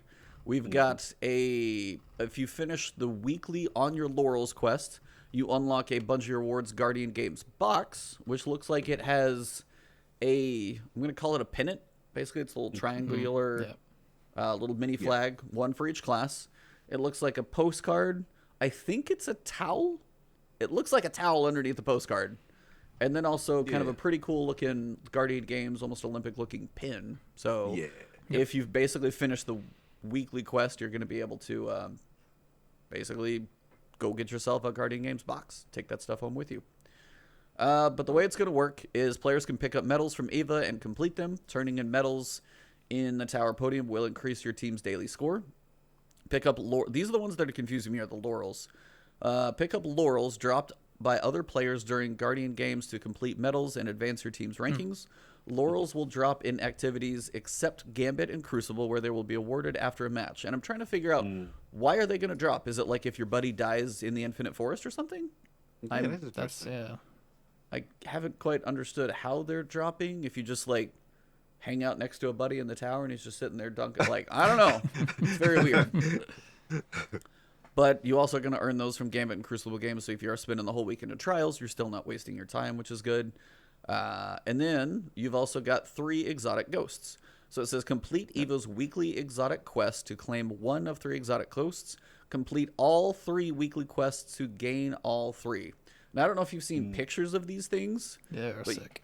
Yeah, they are awesome. Fire. Yeah, so they've got probably the coolest looking ghosts I've seen, to be honest with you. The Warlock one, I'm going to say you guys kind of win this one. Woo! It's a giant gold bird. It does kind of look pretty cool. The blue snake for the Hunter, and then the red lion looks pretty cool. But the gold bird is just like, yeah, I'm awesome up here. Yeah, that's just I that need one's that pretty in my sick. life. I need that on my Warlock right there. Have a whole Osiris theme thing around. Hey, wait till my outfit. You're gonna see the outfit when I do it. And the shader gonna be big. I see. So, but I will say, we just got done talking about earnable stuff. You can actually earn an exotic ghost That's what I'm talking There you go. for a change. There And we I was go. like, okay, little by little. And now the big question is, are the perks on the ghost going to suck? Because if Guiding Light's not on there, I'm never going to wear it, Guiding which Light, is the problem. Guiding I Light need has to be on there. I need the speed one. The one demon? where Well, yeah. Yeah. That's why I have the Guiding lunar Light, shell. speed That's the demon. only thing that's the lunar shell. Because also the nice thing about the lunar shell that you got with Shadowkeep, whenever you pull it from collections, it's a combo detector for whatever, like a random roll on a planet. So I literally just have 7 or 8 of those between all my characters, and I need nothing else.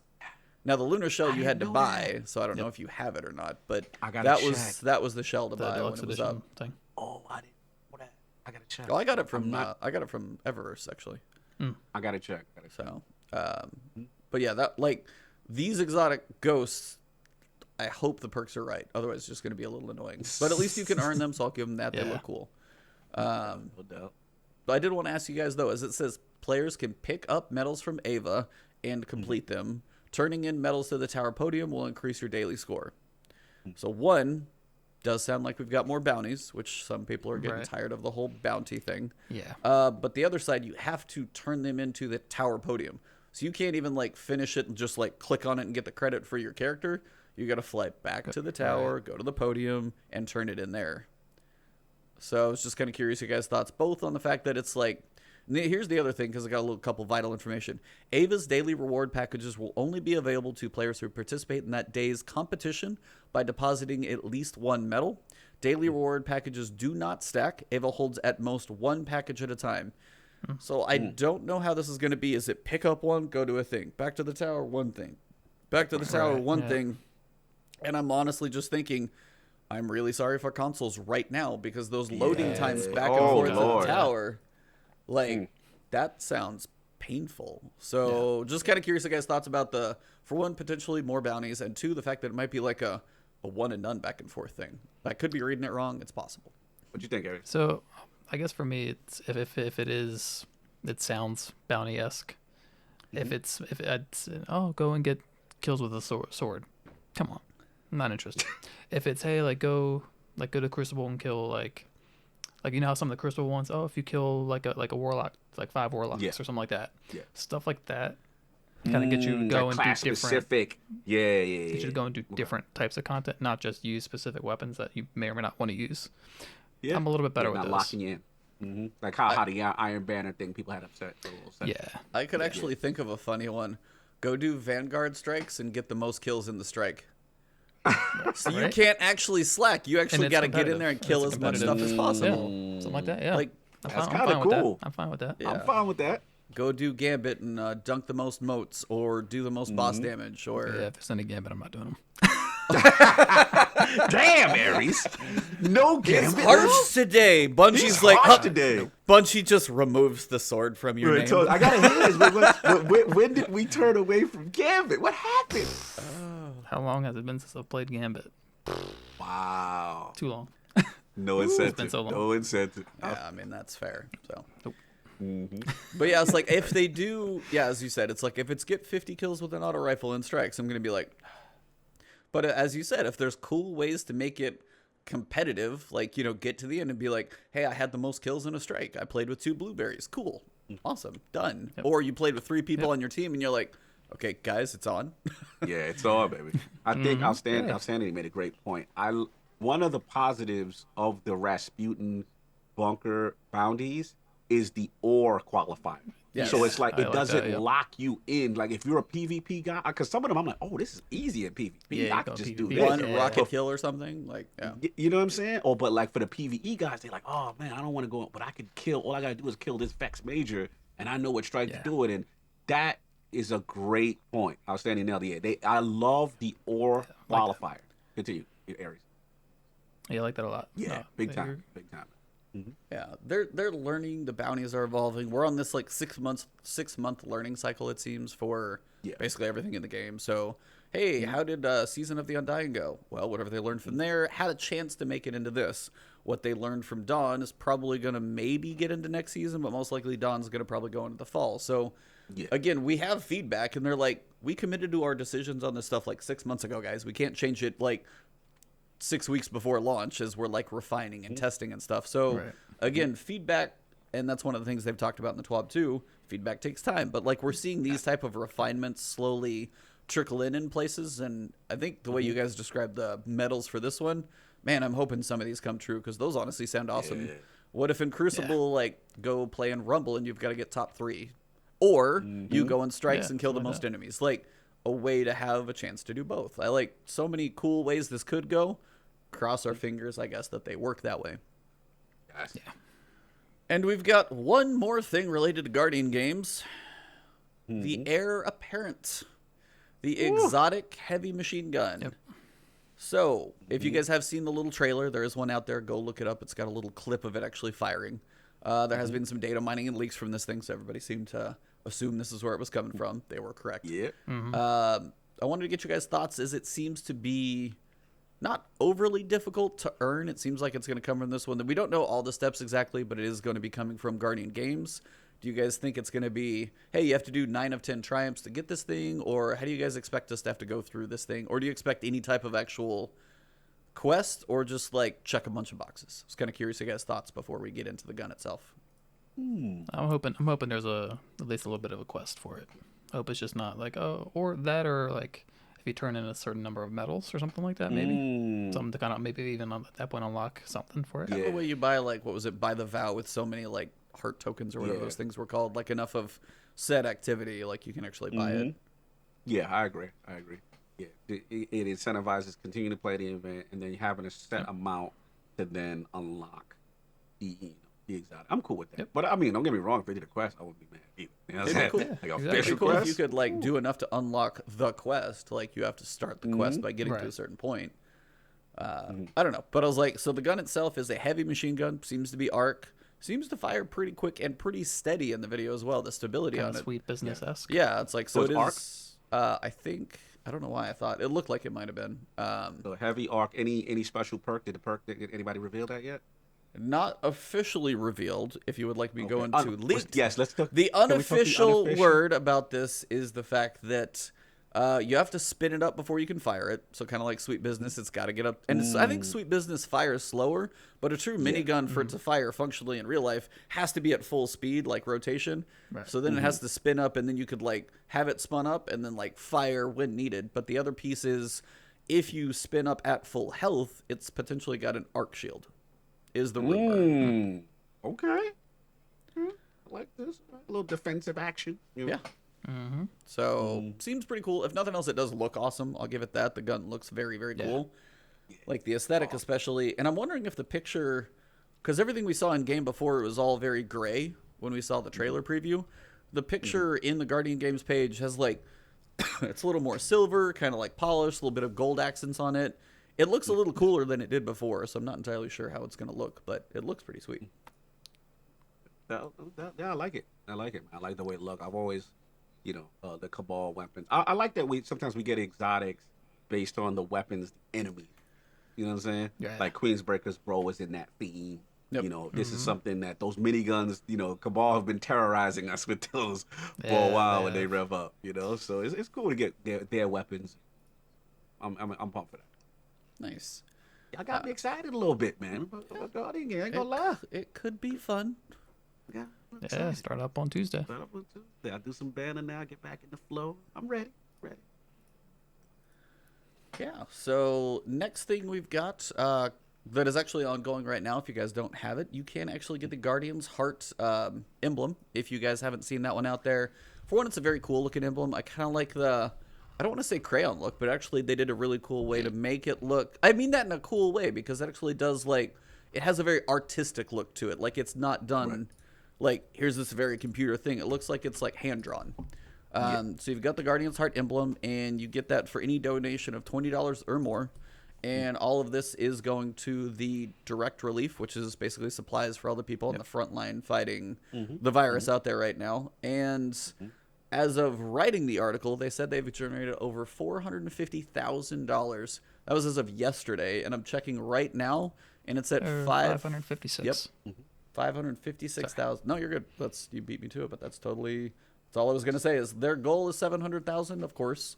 Top donation, by the way, got to shout out the man Pete Parsons donating $7,000. He did it in the first hour. Like I saw, they were going to like five. They said I was like, oh, 2, 3, 4, 5,000. Then it went to like 12,000. I was like, what happened? And it was like Pete Parsons popped up with 7. I was like, there you go, sir.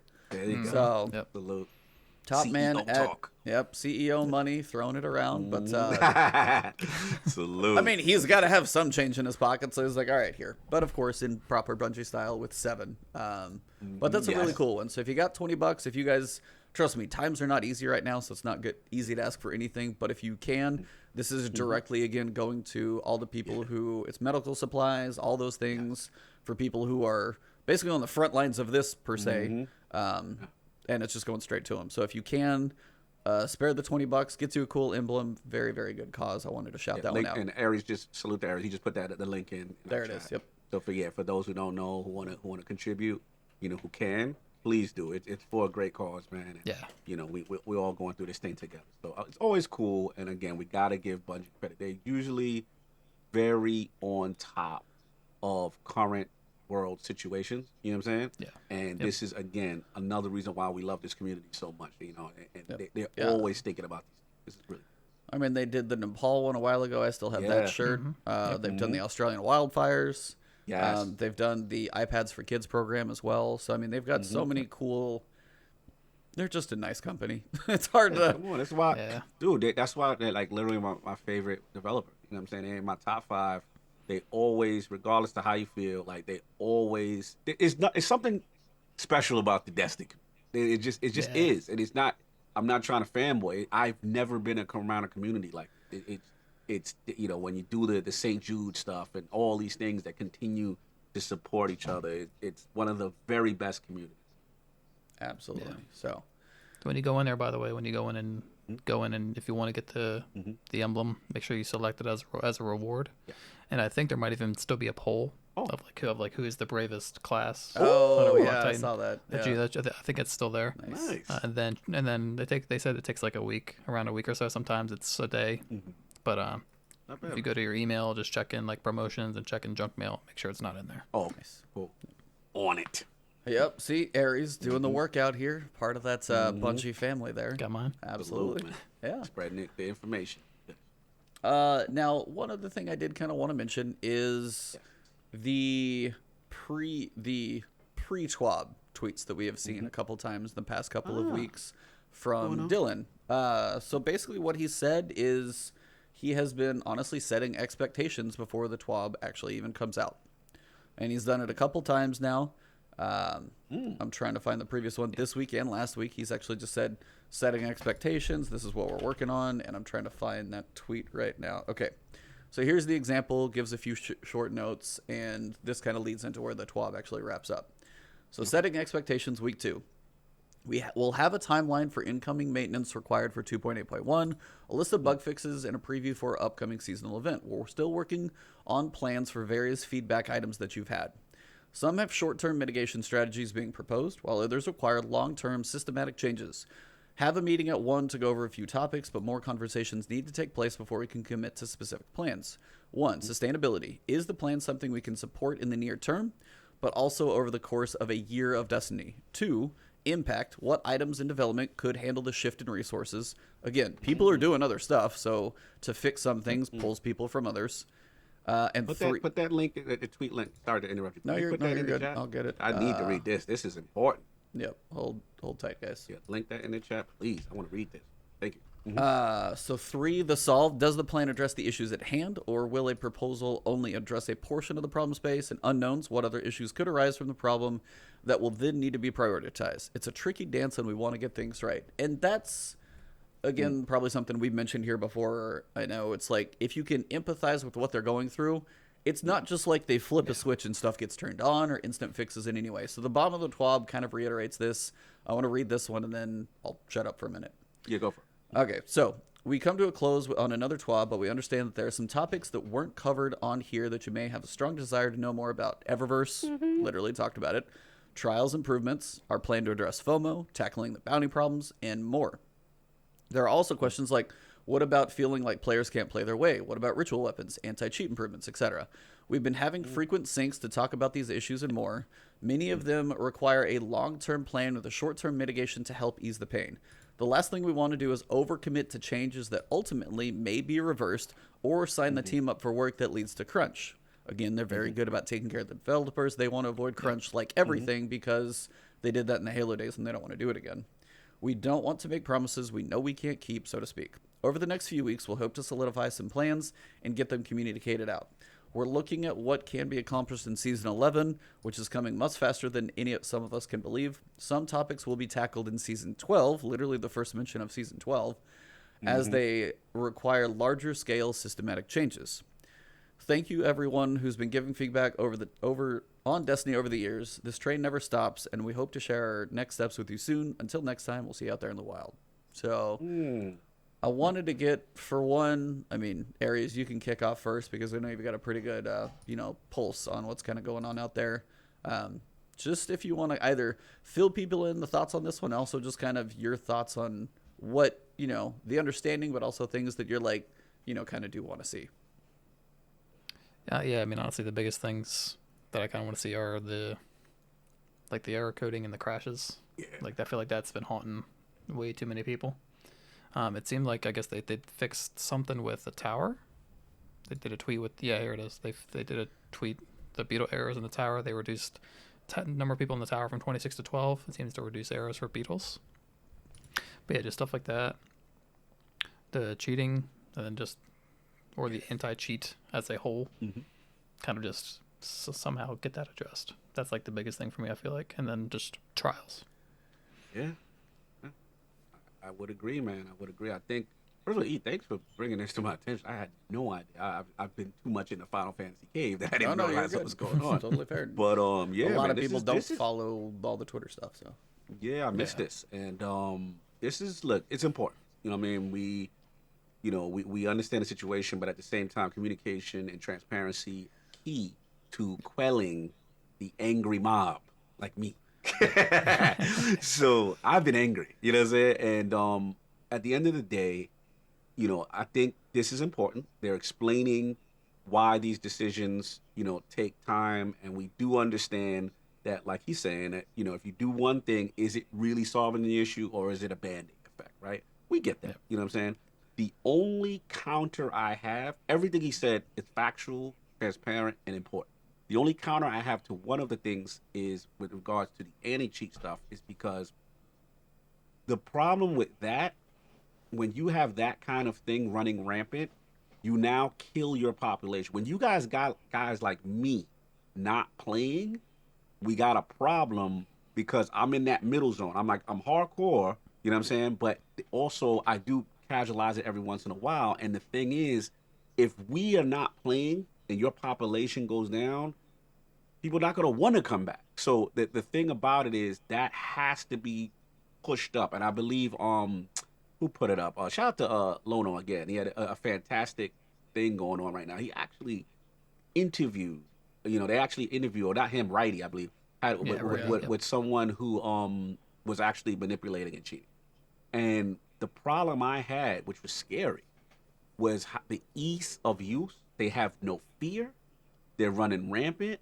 And when you have that skewing up the integrity of your game, that now has to get shot up. So shout out to Damage, right? He made a point. They may have to look at saying, look, we have the 3 teams, right? Team 1 working on Destiny 3.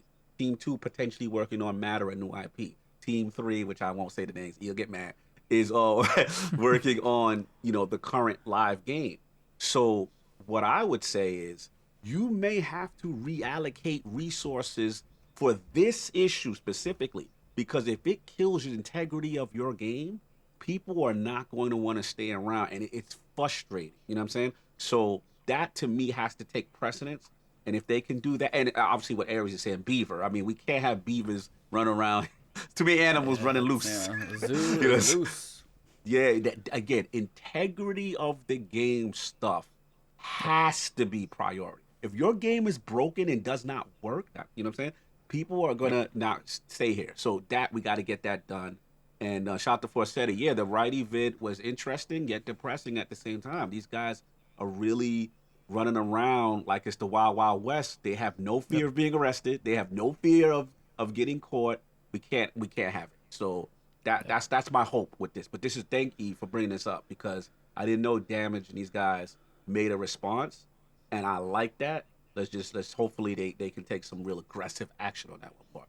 Yeah. And that's a hard thing too for them because, I mean, picture like what other, to a sense of like when you're saying pulling resources off of another team, like pulling artists and other things are not going to help like network security. So it's like that team is still mostly going to be the ones responsible for this. I'm not saying like, hey, you got to go crunch and pull in overtime or something like that, but it's like the team that's working on this is not like magically, hey, we got 12 more people. Well, I'm a game tester and I'm an art guy. What can I do? And they're like, nothing, get out of here. You're not going to help me much. So again, it's hard for them to say this is an easy fix, but also it's like if there are 300,000 people downloading it, it's like you guys need to download it and kind of reverse engineer, which obviously easier said than done, but it's like they need to somebody needs to be out there like trying to figure out all the ways hackers are getting in and trying to get the same program so they can hopefully work against them, which I'm sure they're doing.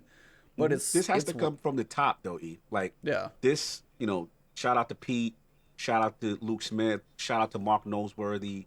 You know, this directive has to come from the top to prioritize. It's like an organizational chart at a company, right? We know they have their set plan. We know that there's a timeline for each thing, and we know there's specific resources involved.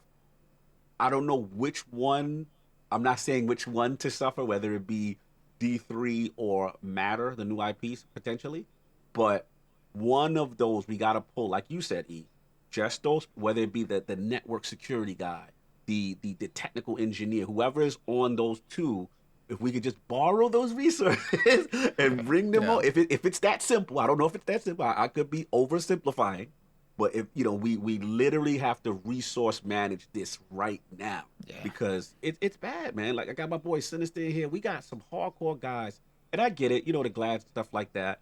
But you know, when you got that, what I consider, you know, the middle population, because I feel like the Glads and those guys, I consider those guys like the 5%. No disrespect, those guys are amazing, but they you know, they run through content, they're expert level with doing their stuff.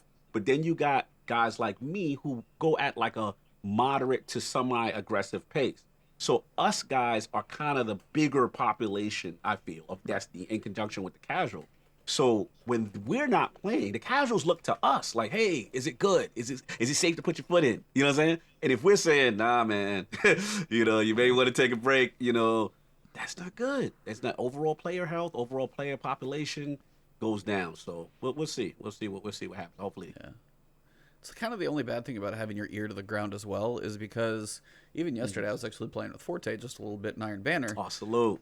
And there was a guy sniping, and I know there are good snipers. I'm not going to argue.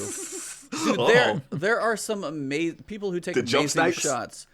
One was that, but another one literally like whilst sliding down an insanely long hallway still picks me, and I'm like, I know those can be done.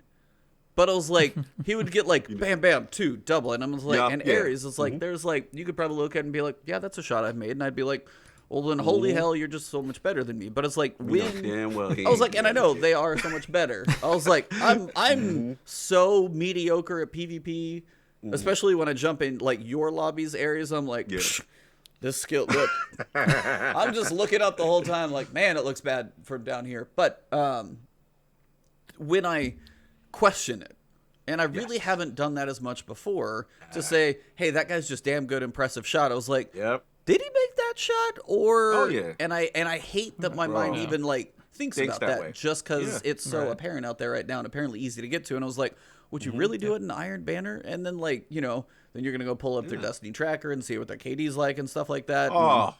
And it's just like what? Oh, talk about that? I mean, Ares ran into one of the best ones that it was you and was it you, right? Yeah. Me, Cool Guy, and Pino. What you guys ran into? Talk. This man over here rocking it was on Widow's Court. This man 99% revoker headshot accuracy. Oh my god! and when you died, you could see him. Like, so if I'm like, if someone's over here and I'm on this side of the map, if he dies, he would, like, as soon as he would die, you could see the person that killed you. You could see the person like looking towards me through the wall. No. Yeah. Wow. So what would you like run up and die so your body's like able to look at him and then you can like watch him track you basically? You could he could see. Yep.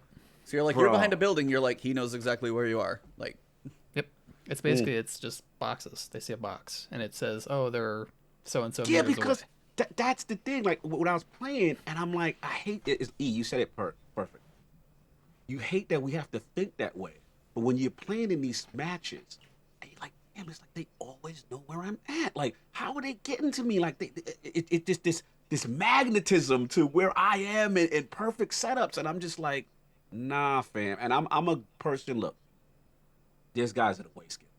I will give up credit, and I'm like, yo, that was a. Sometimes when I get killed, legit, I'm like, yo, that was a good one. That was my fault. Yeah. I'm peeking. I got picked. I own it, right? But there's sometimes I'm like, there's no way. They be like, there's no way, fam. This is you are not within the realms of reality with what you're doing to me. No, and I'm not accepting it. You know what I'm saying? So it's like, that's the part now. With each death, you gotta question it. It just sucks. Yeah, it's And that's where, I mean, you said it earlier, and it's the same phrase I've used. It's like when the integrity of the match is at question, that's when it sets a little wrong. It's like, yeah, I'm going through Iron Banner doing bounties. And it's like, hey, some feel all right. Dude's like, why does this guy feel different? It's like, I know there's like matchmaking and other stuff. Like, I'll have my matches where I'm like, hey, I'm doing okay. Or I played with Ares, or, you know, those things will happen. And then all of a sudden I'm like, dude, like, I know, but damn. And it's just, and the funny thing, like the interview, when they interviewed him and that thing kind of cycled around, he wasn't actually doing the aimbot. He was actually just paying for wall hacks, is what he said. Right. So he was just paying for the wall hacks. And as you said, it's like, how do they always know? It's like, maybe he just knows. Like, Yeah. Wow. Yeah. But well, remember, we saw the infamous stat, the flawless to the disproportionate version of how many were buying the the hacks. It's you know, the evidence is there. We have enough evidence. Like, yeah. So hopefully priorities. Things are in a tough spot right now. It's just fixes are not simple on stuff like this. And even Forseti brought something up too. He's like, they're out there trying to like get ahead of the cheats, and then these people are apparently charging for it, and they're making bank right now, so they're literally trying to stay ahead of the game. Yeah, the interview said he was paying like $24 a month for just wall hacks. Like, I don't even know what the aimbotting costs. Bruh. So Okay. it's weird right now. It's like we have a season where next week, and this is another thing actually when it came to stuff that wasn't mentioned. Next week we've got Grandmaster coming. Unfortunately, the rewards there are. We've talked about it. seemingly not great. Generally thrilled. not great. Yeah, it's like You're thrilled. You lackluster. talk about how thrilled you are with these Grandmaster rewards. You're hype. I can hear it. I haven't done a rant video because I probably wouldn't know where to stop talking. So I just kind of gave up. Honestly, I'm going to wait till next week and see if there's anything else that's missed and then maybe talk about it. But generally it's, I mean, you have a lack of early communication we talked about before, where the people who literally got to level 1060, a dude got there. Those 35 levels don't matter. You have trials that the flawless chest, I mean, it's pretty generally agreed that that's not the biggest incentive. Right. And then now the cheating, it's like the perfect storm of two big pillars of PvE and PvP content along with the cheating on top of it. You're like, we're back in the rough times of Destiny in its Season of the Drifter, Curse of Osiris, the lull content droughts of this springtime always kind of hurts in this game. It really does. And this is getting a pretty bad run for the spring doldrums, to where some people are like, I think Drifter might have been better. When you look back and people joked that like Drifter sucked, but now people are like, that might have been not been so bad. Yeah, side by side. I mean, we had reckoning. We had, you know what I'm saying? We had some things. I know it wasn't well received, but we got to admit, those rewards were way better in Season of Drifter. They had set bonus armor. Are you kidding? Please bring that back in the game. Bring that back. Facts. You know, we had great guns, Night Watch, spare rations, a lot of these cool, A lot of good stuff. Incentive to really rock out. Was Malfeasance in Drifter? That was, I think so. Yeah. Okay, Malfeasance. That's my. I like Malfeasance. My baby right there. So, it needs an exotic perk. I need my perk for that. It's just it's in a weird place, and it's unfortunately, as you said, like whether you do take a breather or you choose to just kind of like you know, bear down and deal with it. It's not really a great option either way. It's just like, what do you love the game enough to deal with it right now? You might. Right. But on the other side, is it something we should be? No. But can things be fixed instantly? There's no light switch to fix them. So it's a patience game. And unfortunately right now, when they want to be launching their next thing next week, like Guardian game sounds kind of cool, But the Grandmaster that launches next to it is like looking over here like the, elephant in the room, just like, dude, you messed up. Yeah. Yeah, and I would like to real quick. I know we touch it, but can I get my Fell Winters helm, please? It wasn't even mentioned. Yeah, they talked about that in the top, I think. I didn't see it. I would like I really like that exotic, and Now, I'm like, find a PvE exotic. Like, damn, I want it back. Well, there was like one... No, Yeah, go ahead. No, mine's different. No, for warlocks, like, one thing, as a warlock, I've always been jealous of a Titan with the Saint 14 helm, right? The effect. They jump in that, enemies jump in that bubble, they got the haze over their head, they're confused. That's a powerful thing. This was my version. Like, I was like, yes, like, you know what I'm saying? It was such a good area control exotic and perfect for Rasputin bunkers when they're trying to infiltrate the zone. Like, I had setups, bro. I had like my ornament coal. I have a build configured for this thing and an outfit, and I can't use it. It's killing me. I want my Fell Winters. There's no mention of it. I get nervous. So all they said was it's just like current known issues. Yes. So it's not like it's gonna be fixed. It's on the current still dealing with list. Yep. All right. Yep. Fair enough. Yeah, I need it. What I was going to mention, though, and this is one that may not even be coming right now for a magnitude of reasons, like it would have been pushed back. But do you guys remember when they mentioned going into the kind of the tease about Grandmasters that they were going to change up the weekly challenges to be pinnacles? Yep. That is nowhere mentioned. No, yeah, that's not. It's true. So I have kind of a bad suspicion that that's not coming. Yeah. Expectation. We talked about that. Yeah, I was like, if it's not listed, it's not a known issue. I think if they were going to do it, they would have probably mentioned it. I have a feeling. So that's another one of those things. It's like, hey, here's more pinnacles. We'll do that later. Yeah. Like, it sucks. It's resource. It sucks that I haven't mentioned, but listen, this is the times we're in. And we're in a tough stretch. You know what I'm saying? Oh, shout out to Gamma Trap in the chat. I was about to say. Salute. That's that. Oh, the Lord gods in there. Got a chance to meet a lot of those people too. His art also, by the way. Please follow this man on Twitch when he does some art. Gamma find this guy. His artist. I think I've got one of them hanging in my room somewhere over here. Or if I'll ever find wall space. Yeah. Met them, Mylan, at GCX. It was amazing. But it's one of those things. We're in a tough stretch, yo. We know what it is. That's why I'm in this weird place, E. Because I remember when we started this podcast, we did it. It was Flashpoint at the time, and it was during Curse Side. It was in a bad place. But this time, I'm not angry because I know what the conditions are. You know what I mean? When I know what, as far as the split, and then let's be real, we do know there's a pandemic. Guys, they can't come into the studio, right? Yeah. They can't. They're working from home. You're limited. You can't work in the fullest of capacity that you would normally work. So they've got a lot of things going against them. So in that thing, I'm understanding.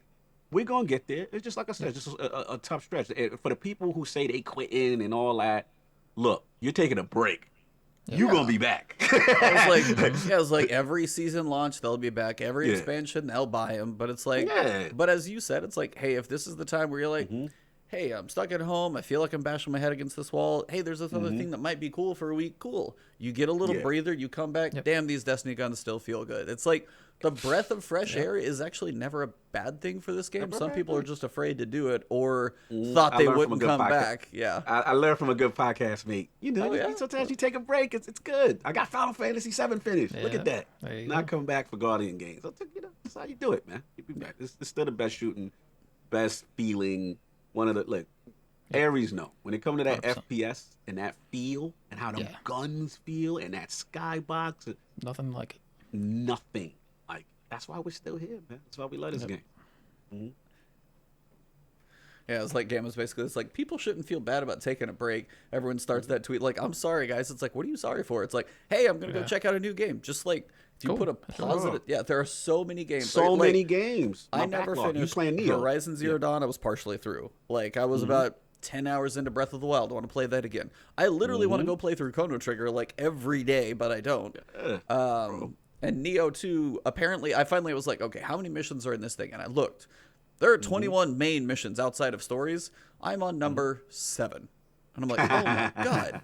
So I was like, there's a lot out there. And if you're like, hey, I need a break, take it and have fun. Some people are content creators. They feel like they might be forced, or variety gaming. Trust me, it's a hard thing to do, and not all that stuff's always easy. But there are times like, hey, it's like, hey, I want to go play a different game. Do it. You still got to take some mental health at this point, especially as we are all basically stuck at home and meant to stay that way for a little while. And now, even like in Dallas that I'm in, they're saying you should basically mandate a mask if you're out in public on tomorrow. That's starting tomorrow for us. Wow. So I was like, wait, really? You guys with a fine, possibly fined if you're not wearing some type of face covering for nose and mouth for tomorrow, which is really weird. Dallas is doing that, and then the governor's like, hey, we may be partially opening like movie theaters with social distancing. Like the week later, I'm like, backwards. Yeah, I don't want to get into that stuff, but please, guys, stay safe. That's all I can say. Stay safe.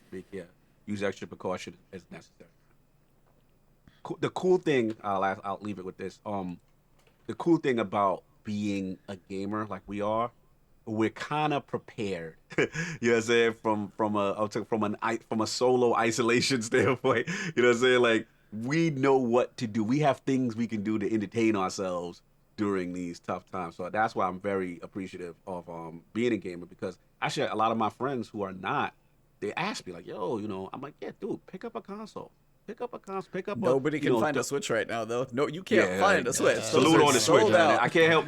Cognito can't help you with that. But what I can do is, if you got your PC, you can download some good. There's Game Pass. On Xbox, if you're on a budget, you got all these games. You know what I'm saying? There's a ton of things you can do and play. So use this opportunity. You know what I'm saying? Use this opportunity. Yeah. I know what you've been in your backlog areas. You've been touching anything?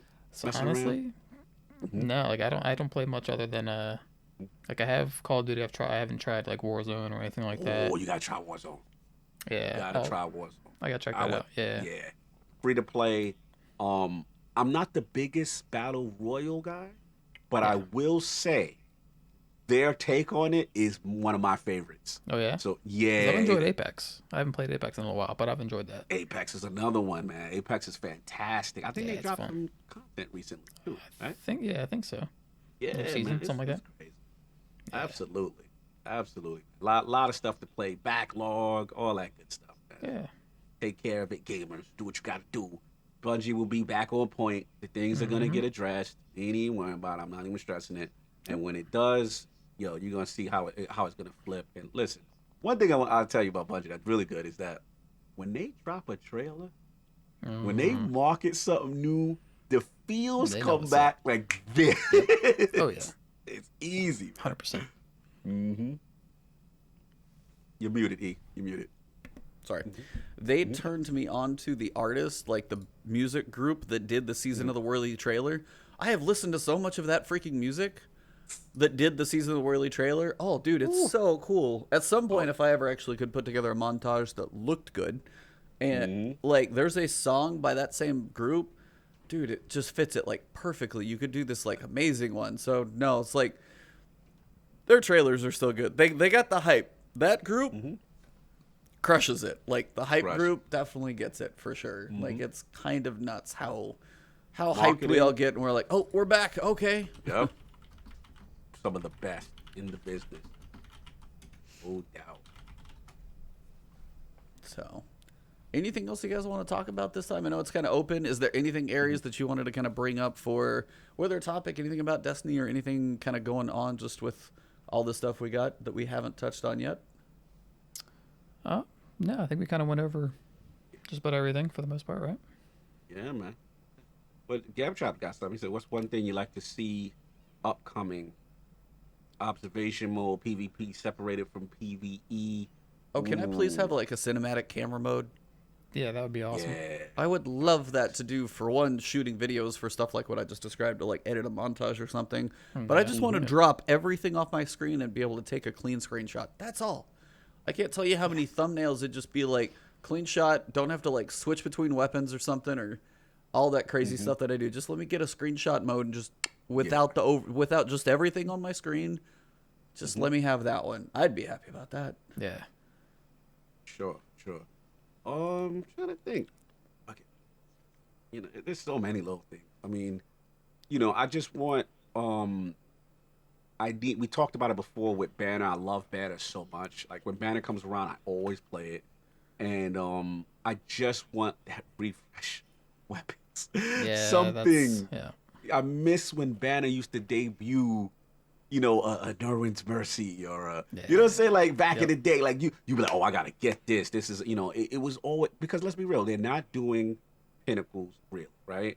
And rituals, we didn't get one this season, right? So we just need, a kind of quasi meta gun per archetype. Drop one each, season each time Banner comes around.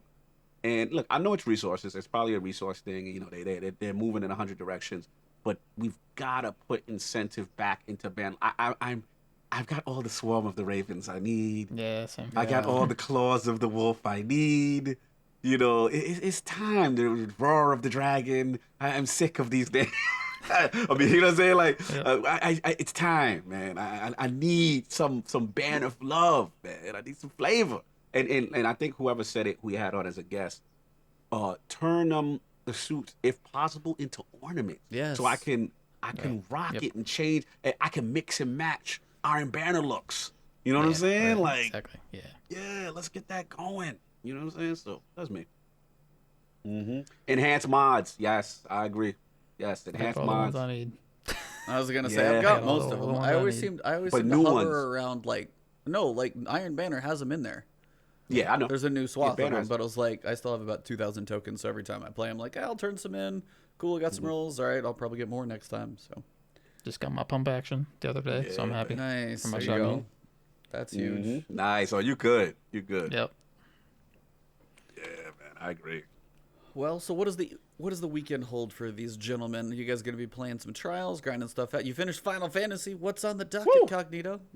What's next is I will be getting back into Destiny on Stadia next week. Oh, Because I'm going to debut some Stadia trials. We going to see what that's about. Yeah. So we'll do that. But as far as backlog is concerned, I'm working on this little quirky game. It's called Phantom Doctrine. It's an older game. I'm a big turn-based strategy guy as well. That's like my second thing. So I'm finishing that, and I got my announcement of one of my favorite turn-based, which is XCOM Chimera. I'm going to be doing that. Gears Tactics is coming, and we'll do that. But as far as down the road, we got the big guns coming. The cyberpunks and all that good stuff. Yeah. So I'm excited for all that. That Xbox looks pretty cool. That special edition one looks pretty good. That looks nice, man. So I'm excited. As far as game wise, that's what it's. But yeah, I'll be full time Destiny starting. I'll be back in point. But as far as like next week with Guardian Games full time. I want my outfit. See, you give me a nice outfit, something shiny. I'm in there. Squirrel. Let's go. Shiny object. What? Shiny object. What? New exclusive? Yes. In game, not in test. Let's go. But yeah, that game wise, that'll be there. What you doing game wise, Aries? So I'm just a Destiny player, but looking to be. I want to try and see if I can get my comp score up a little more. One more legend for Unbroken. Nice. Yeah, I gotta there get you that go. done. Right. Nice. You reminded me. I'm close. Almost done on that. I'm at like 4,400, something like that. Oh damn. And Pretty close. get some trials in. Nice. I might have to exchange information with you, sir, Yes. so that I know when you are online and we can You're do like, this. how's that dedicated Stadia backpack looking? Yeah, man. I heard there's room in that backpack. I would love to accompany you on your journey. Yeah, let's get it. Salute. We will definitely be doing By the that. way, for everybody in You know chat, this is not for you guys. He's a good guy, but yeah, it's like we can't all jump in the Aries Carries backpack. Man, But if you go check out his putting my stream, maybe request. he'll be nice. Who knows? I'm making an appointment. I'm signing his appointment book. I know he's got people on there, but hopefully he can fit me He's in like, I that can squeeze you schedule. in Sunday approximately at 3:17 p.m. I've got about 45 minutes. You better be on your game. Thanks. Have his people speak to my people so we can make this. I don't even have people, so I got to work on that. Apparently, I got to get people. First. Aries got people.